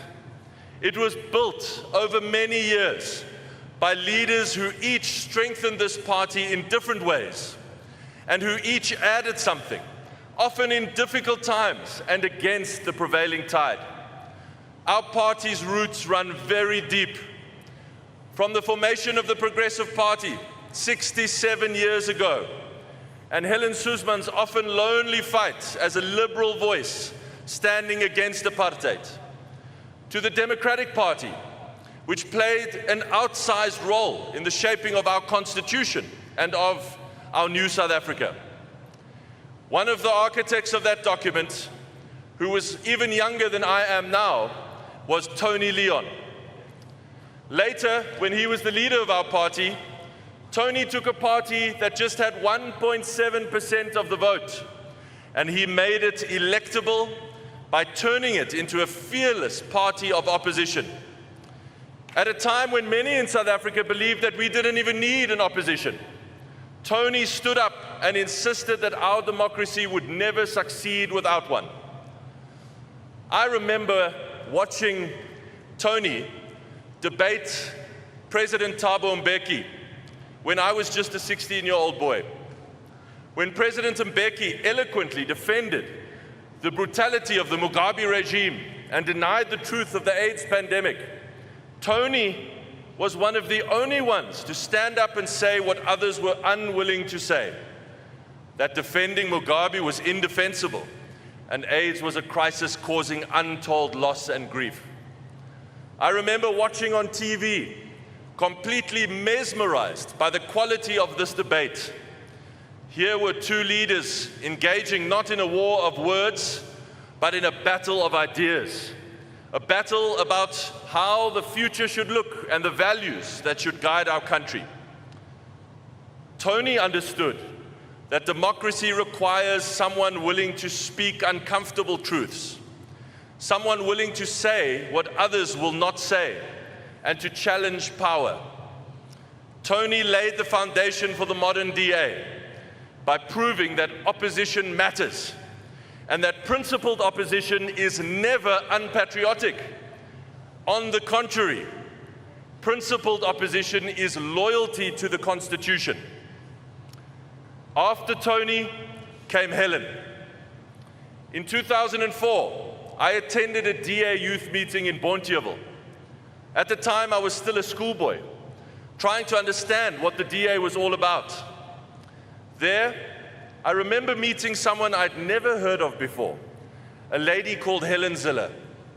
We spoke for a long time about politics and activism, and the work she was doing in communities across the Cape Flats. I remember walking away from that conversation slightly starstruck. I had never met a real-life member of parliament before. But what struck me more was Helen's ability to connect with people. She was as comfortable speaking to people on the doorstep as she was debating in parliament. Daai dag in Bonteheuwel sal altyd met my bly. The following year, in 2005, I began my studies at UCT. And when I arrived there, I discovered something surprising. There was absolutely no alternative at all to the ANC-aligned student wing called SASCO. No opposition, no competing ideas. Now, Tony had taught us that democracy cannot function without opposition. And so it seemed obvious to me that something had to be done about this. So we started a new movement that came to be called DASO, the DA Students Organization.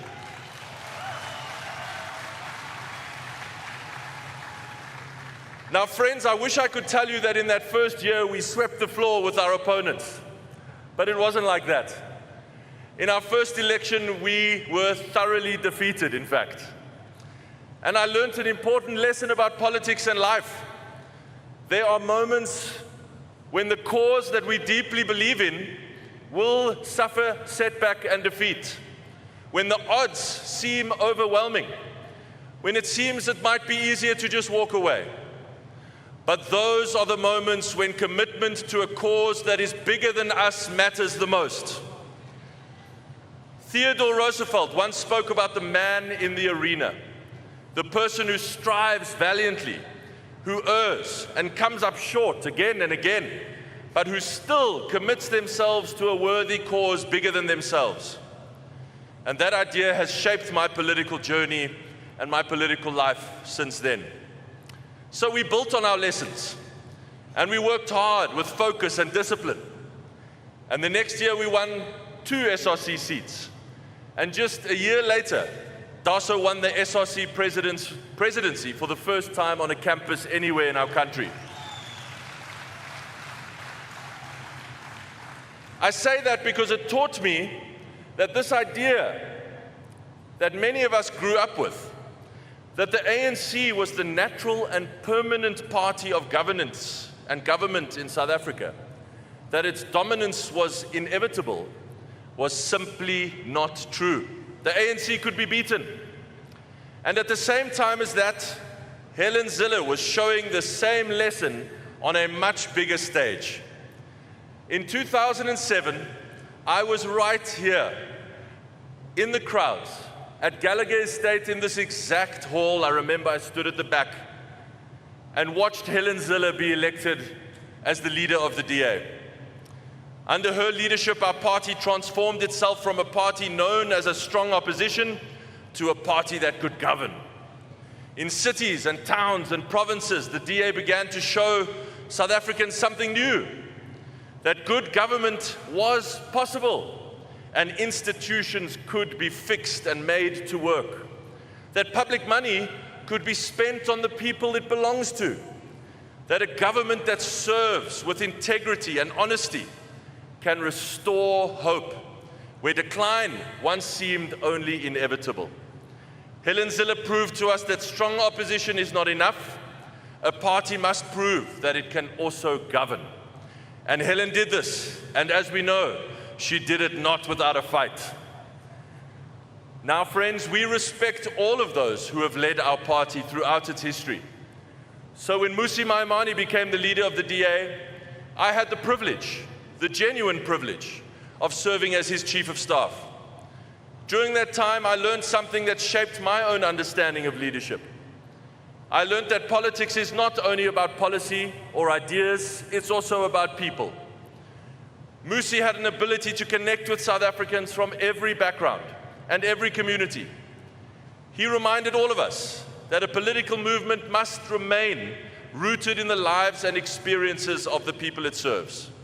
He brought a new voice and a new ambition to our party.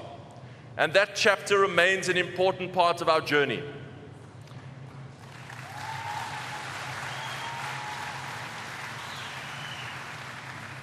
And then came John Steenhuisen. Where's John?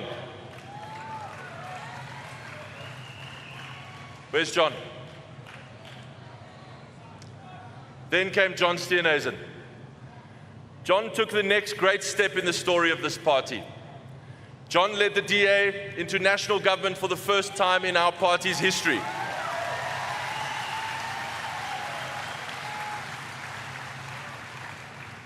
When he became leader in 2029, we faced a difficult time. We remember it well. Many commentators predicted the decline and even the collapse, the end of our party. But John said, no ways. He steadied the ship. He rebuilt the confidence of our party. He strengthened our leadership. And he prepared the DA for a new era in South African politics, the era of coalition governments at a national level. And in 2024, under John's leadership, the DA entered the government of national unity and began shaping the direction of national government for the first time. John, let me tell you that that achievement will stand as one of the most important milestones in the history of this party. You showed us that the DA will never be content to shout from the sidelines while our country falls deeper into decline. John told us we are here to govern, we are here to make a difference. And he deserves our enormous thanks and our gratitude for leading this party to that moment.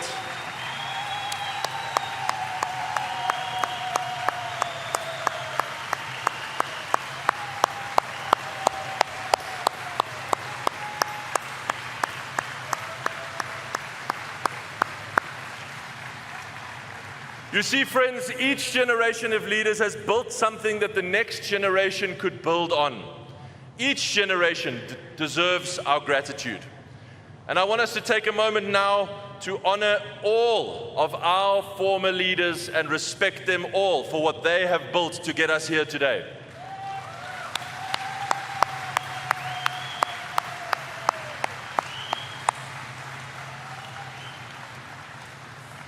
And now, the question before me, the question before us, concerns what the next chapter in our party's story will be. The question is not whether we can oppose or whether we can govern.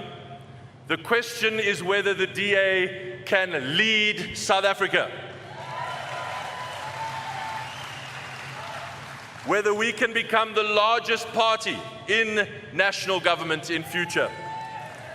And let me tell you, as your newly elected leader, my answer is a resounding yes. Yes, we can. Yes, we can. That is the mission that you've given me today, to grow the DA into the largest party in South Africa and to lead a new national government. And everything I do as your leader and everything we do together will be to complete that mission. Now, to win, we must do 4 things. The first is this: we must continue to show that the DA governs well for everyone in South Africa. Where the DA governs, the basics work. Budgets are managed responsibly. Competent people are appointed. Institutions function. Services are delivered. And when we do the basics well, let no one tell us differently, when we do the basics well, it is the poor who benefit the most. Because getting the basics right means that the economy grows and people get into work and get out of poverty. When the fire department answers your calls and actually sends you help when you need it. When the local clinic treats you with dignity and respect and gives you the care that you deserve. When you have access to growing dignity because of better basic services. When your community gets cleaner and cleaner. These things make life better for all and especially for the poor. Over the past 4 years, as Mayor of Cape Town, I have worked hard every single day to demonstrate that we govern well for everyone.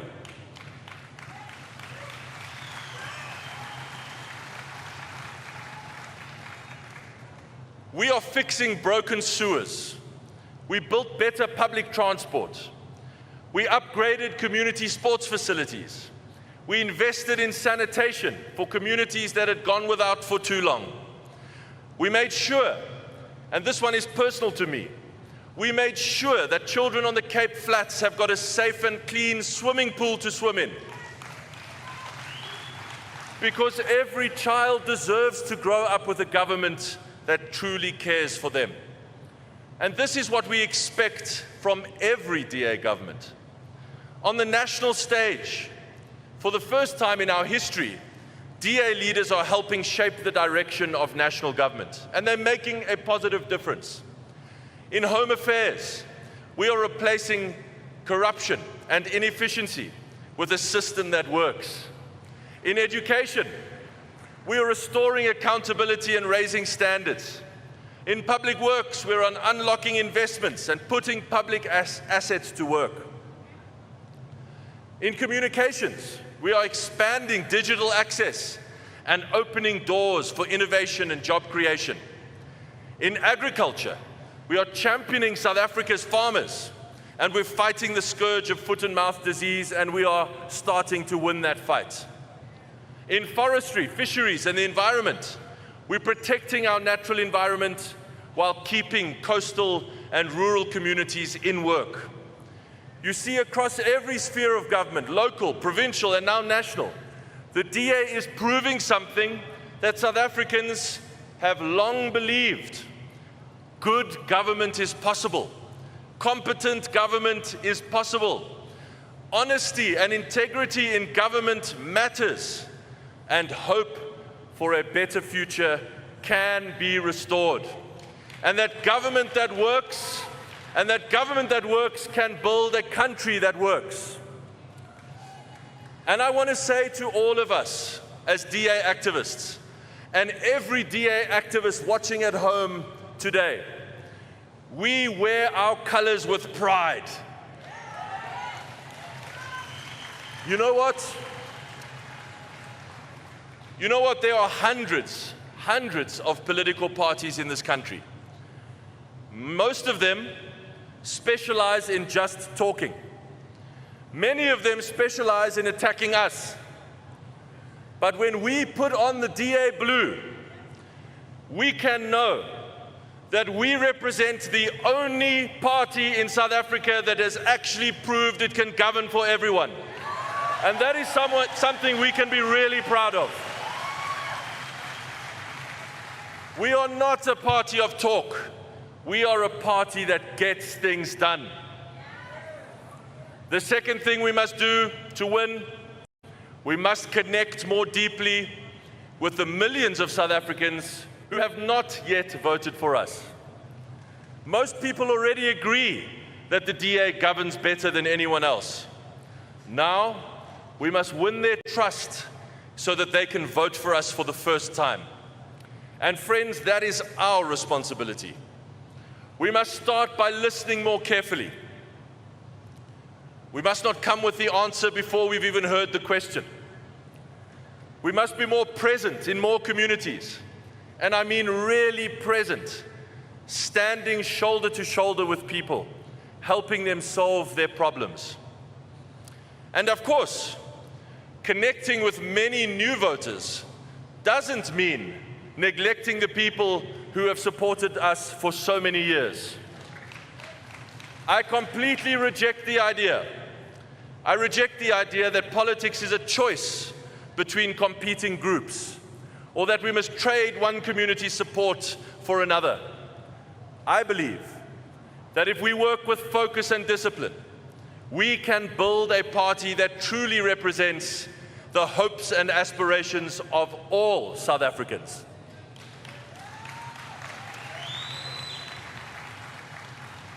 Now, we all remember what our parents taught us.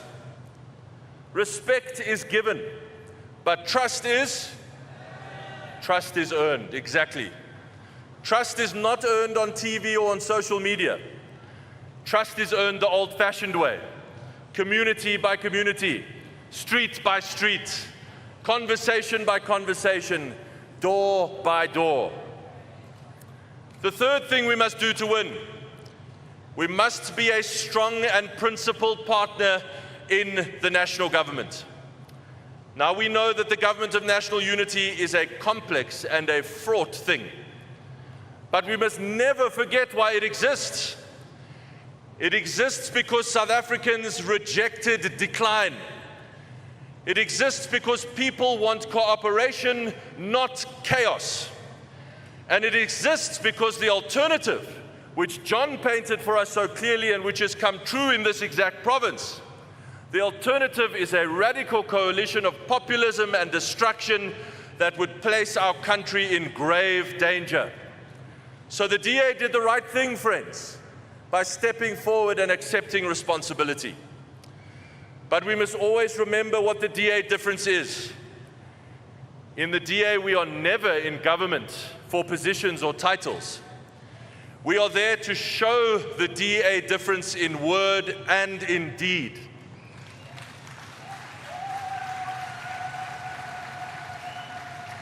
Under my leadership, the DA will fight every day to shape the direction of government so that it reflects our values. And that is why we must continue to oppose policies in the GNU that block our country's progress. We will show that it is possible to build a health system that better serves the poor without taking away anything from those who have worked hard to afford medical aids. We will oppose crony enrichment schemes that see the same politically connected friends making billions, while millions of people see no benefit at all.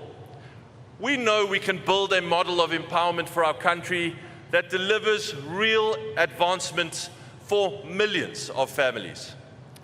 And we will fight for the right of every South African to learn in their own mother tongue, to own property without fear of expropriation, to live in a country where government jobs are never awarded through cadre deployment, but to the best candidates only. You see, our purpose, the reason we are here, is to see people lifted out of poverty. And defending these freedoms is essential to building the future that South Africa deserves. A country in which every person, no matter the circumstances of their birth, has the right and the opportunity to be the best that they can be. That is what freedom must mean in South Africa. The fourth thing that we must do to win is we must lead with belief in South Africa. We will not listen to the naysayers, to the people who say that our country cannot be fixed, that the South African dream is dead or that it is behind us. To the ones who say that decline is inevitable or irreversible, we say we reject that completely. We love this country. We love this country and we believe deeply in its future. South Africa is filled, the huge majority of our country are people who work hard every day to build better lives for their families. And they deserve a government that works just as hard for them. They deserve a political party that believes in our country's potential. And the DA is and must be that party. Not a movement based on empty slogans and false promises, a government based on action. A movement that rolls up its sleeves and fixes what is broken. Now, if we do those four things, we will be strong enough to win power at a national level. And when we win, South Africans deserve to know what we will do with the trust that they place in us. I want to say that my national policy priority is quite simple. We are a country of many crises, but there is one crisis above all others that holds our country back. We know it well. It is the fear that people wake up with every morning. The fear that is with us all the time while we walk in our neighborhoods and even in our homes. The fear that our children won't make it home from school. The fear of every woman knowing that you are not safe simply because you are a woman. The fear of the elderly person who double locks their door at night hoping tonight will be quiet. The fear of the small business owner who wonders whether they should shut up shop and close their business and go hungry rather than pay the protection money. The fear of the farmer who goes to sleep knowing that if he needs help, it will be hours away. And then there are the people who live with no fear at all. The criminals, the syndicates, the extortionists who threaten every part of our lives. They have no fear because they have learned that in South Africa there are no consequences. When law and order breaks down, no economy can grow, no community can flourish, no democracy can thrive. Bringing law and order to South Africa must be our top priority. Not one priority among many, the priority. We must take back our streets. We must restore faith in our criminal justice system. We must break the criminal syndicates that are strangling our economy and terrorizing our communities. We must end SAP's capture and get the criminals out of the police. And we must totally shake up policing powers in our country, because that is the only way we will get criminals off the streets and into orange overalls. South Africa will never become the country we know it can be until we win this fight. For years, we've thought that we must grow the economy to get law and order. But we also need law and order to grow the economy. It is when we beat crime and the corruption that feeds crime that we will see many more jobs being created in our country. Friends, we can win power in South Africa. We can do it, but only if we govern well for every South African, are present in every community, act as a strong and principled coalition partner, and lead with belief and optimism in our country. That work starts now, it starts today. In just a few months' time, South Africans will choose their councillors and their mayors in the local government elections. If we work hard with focus and discipline, we can win more towns and cities than we've ever won before. Right here in Johannesburg, we know that Gogo Helen's going to be the mayor.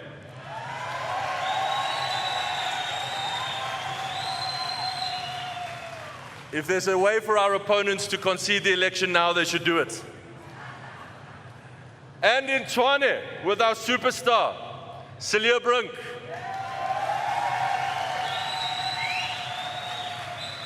And our star, Katu in Ekurhuleni. And in Cape Town and Nelson Mandela Bay and eThekwini and so many others. And when we win, those will be the first important steps on a longer journey. Because in 2029, our people will choose the national government that will lead this country into a better future. And that is our chance. That is our chance to restore hope in South Africa as a whole and build the country that we all know is possible in our hearts. We all know it's possible. Because I don't know about you, friends, but I am not satisfied being a junior partner in a coalition government. Our ambition must be to lead the national government.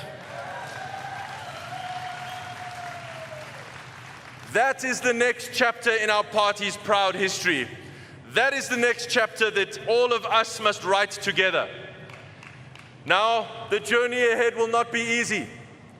Sometimes it will feel that every person that we win to our cause, another will be lost to the cynicism and division of our opponents. But we will not falter. We all love this country too much to see it fail. It will take focus and discipline and hard work from each one of us. We will get up earlier. We will walk further. We will work harder, because we know deeply that only our ideas and only our values can make our country work for everyone. And because our love for the people of South Africa, our deep and abiding love for the people of this country, is way more powerful than our opponents. The greatness of our country demands our very best efforts. Friends, we spent years building a party that could be a strong opposition. Then we built a party that could govern. Now we must build the biggest party in South Africa, a party that is strong enough to win. That is the mandate you've given me today. That is the mandate you've given me today, and I accept it with determination. I accept it with complete belief and passion for our party and for our country. So let us take hands with one another now. Let's go out from this place to every corner of our beautiful country, and together, let us build a country that works. Thank you, DA. Thank you, South Africa. Let's build a country that works.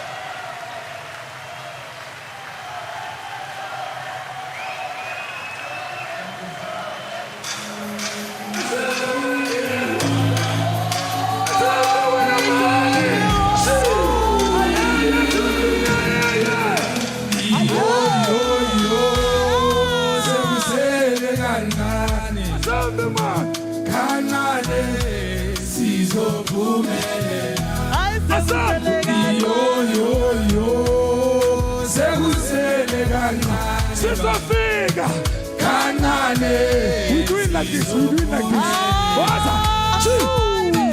Kanane, segusele kanane. Waza wena man. Kanane, sizophumelela. Asembe ndiye, asembe. Kanane, segusele kanane. Washa. Kanane, sizophumelela. Athi man, waza.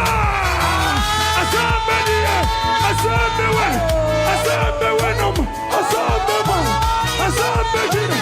Waza. Aibo, asembe.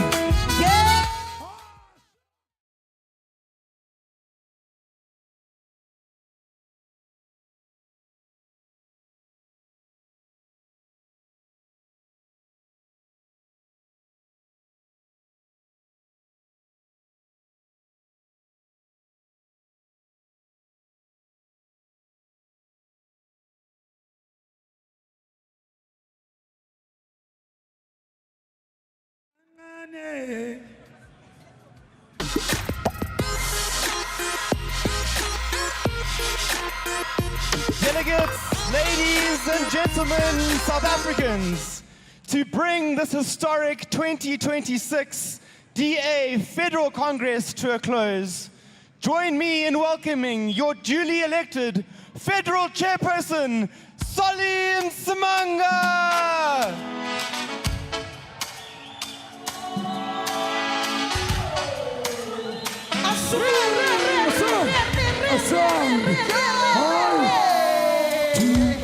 Tuba ye ta tuba ye.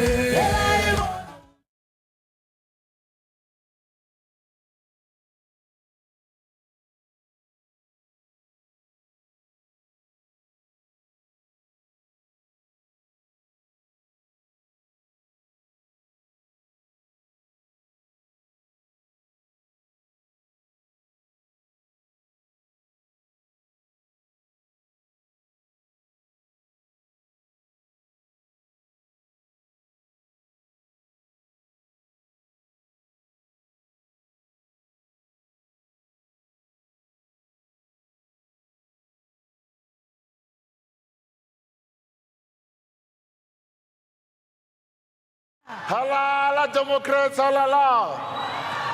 Democrats, the work in front of us, umunti. We have a lot of work ahead of us. I want to wish each and every one of you a safe journey home. Those that are still going to be traveling across the country, we want to wish you a safe journey home. The leader have spoken, the job ahead of us have been drawn, and it is indeed a great pleasure to then get a mandate from Jordan and to get ready to do what needs to be done. It is now my responsibility as your newly elected Federal Chairperson to declare Congress 2026 closed. Thank you very much.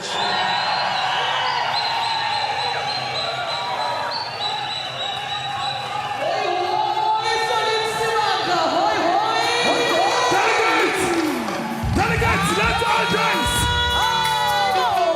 Let's all dance! Let's all dance! Aibo! Washa! Asit dinga! Asit! Chee!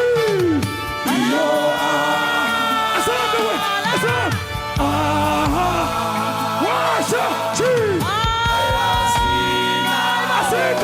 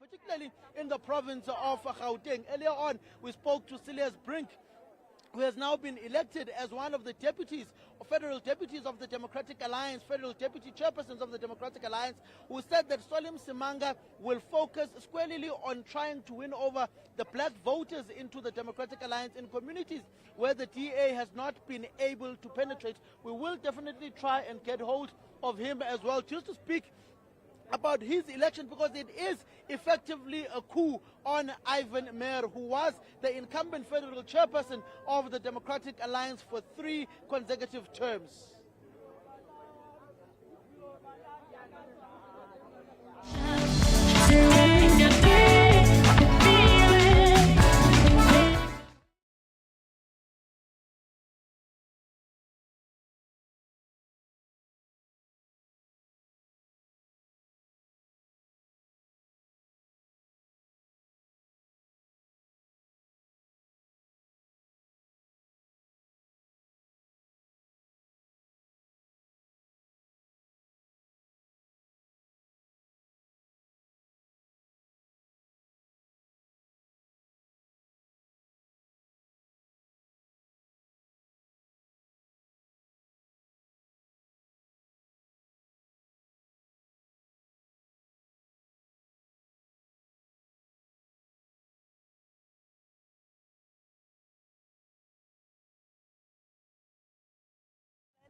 And also, in terms of the leadership itself, only one woman there. It is something there, but I suppose they were managing something else. In terms of demographics, the priority was elsewhere, and I suppose there was a blind spot there. But nonetheless, it is still encouraging for now in terms of the internal dynamics. However, when it comes to the national dynamics, we're going to a local government election, and there's going to be a national election in 2029. So it might be a bit of a challenge when it comes to that dynamic Certainly. Well, that's where we're going to leave it for now. That's where we also say goodbye to our viewers on SABC2. It's been a busy weekend here. Of course, a lot more analysis will be following this. And of course, on SABC News, we will continue to give you that coverage throughout the rest of the day. But right now, the week ahead continues at the top of 2 o'clock with Thabiso Kotane. From us here at the Gallagher Estate, it is goodbye for now. Cheers.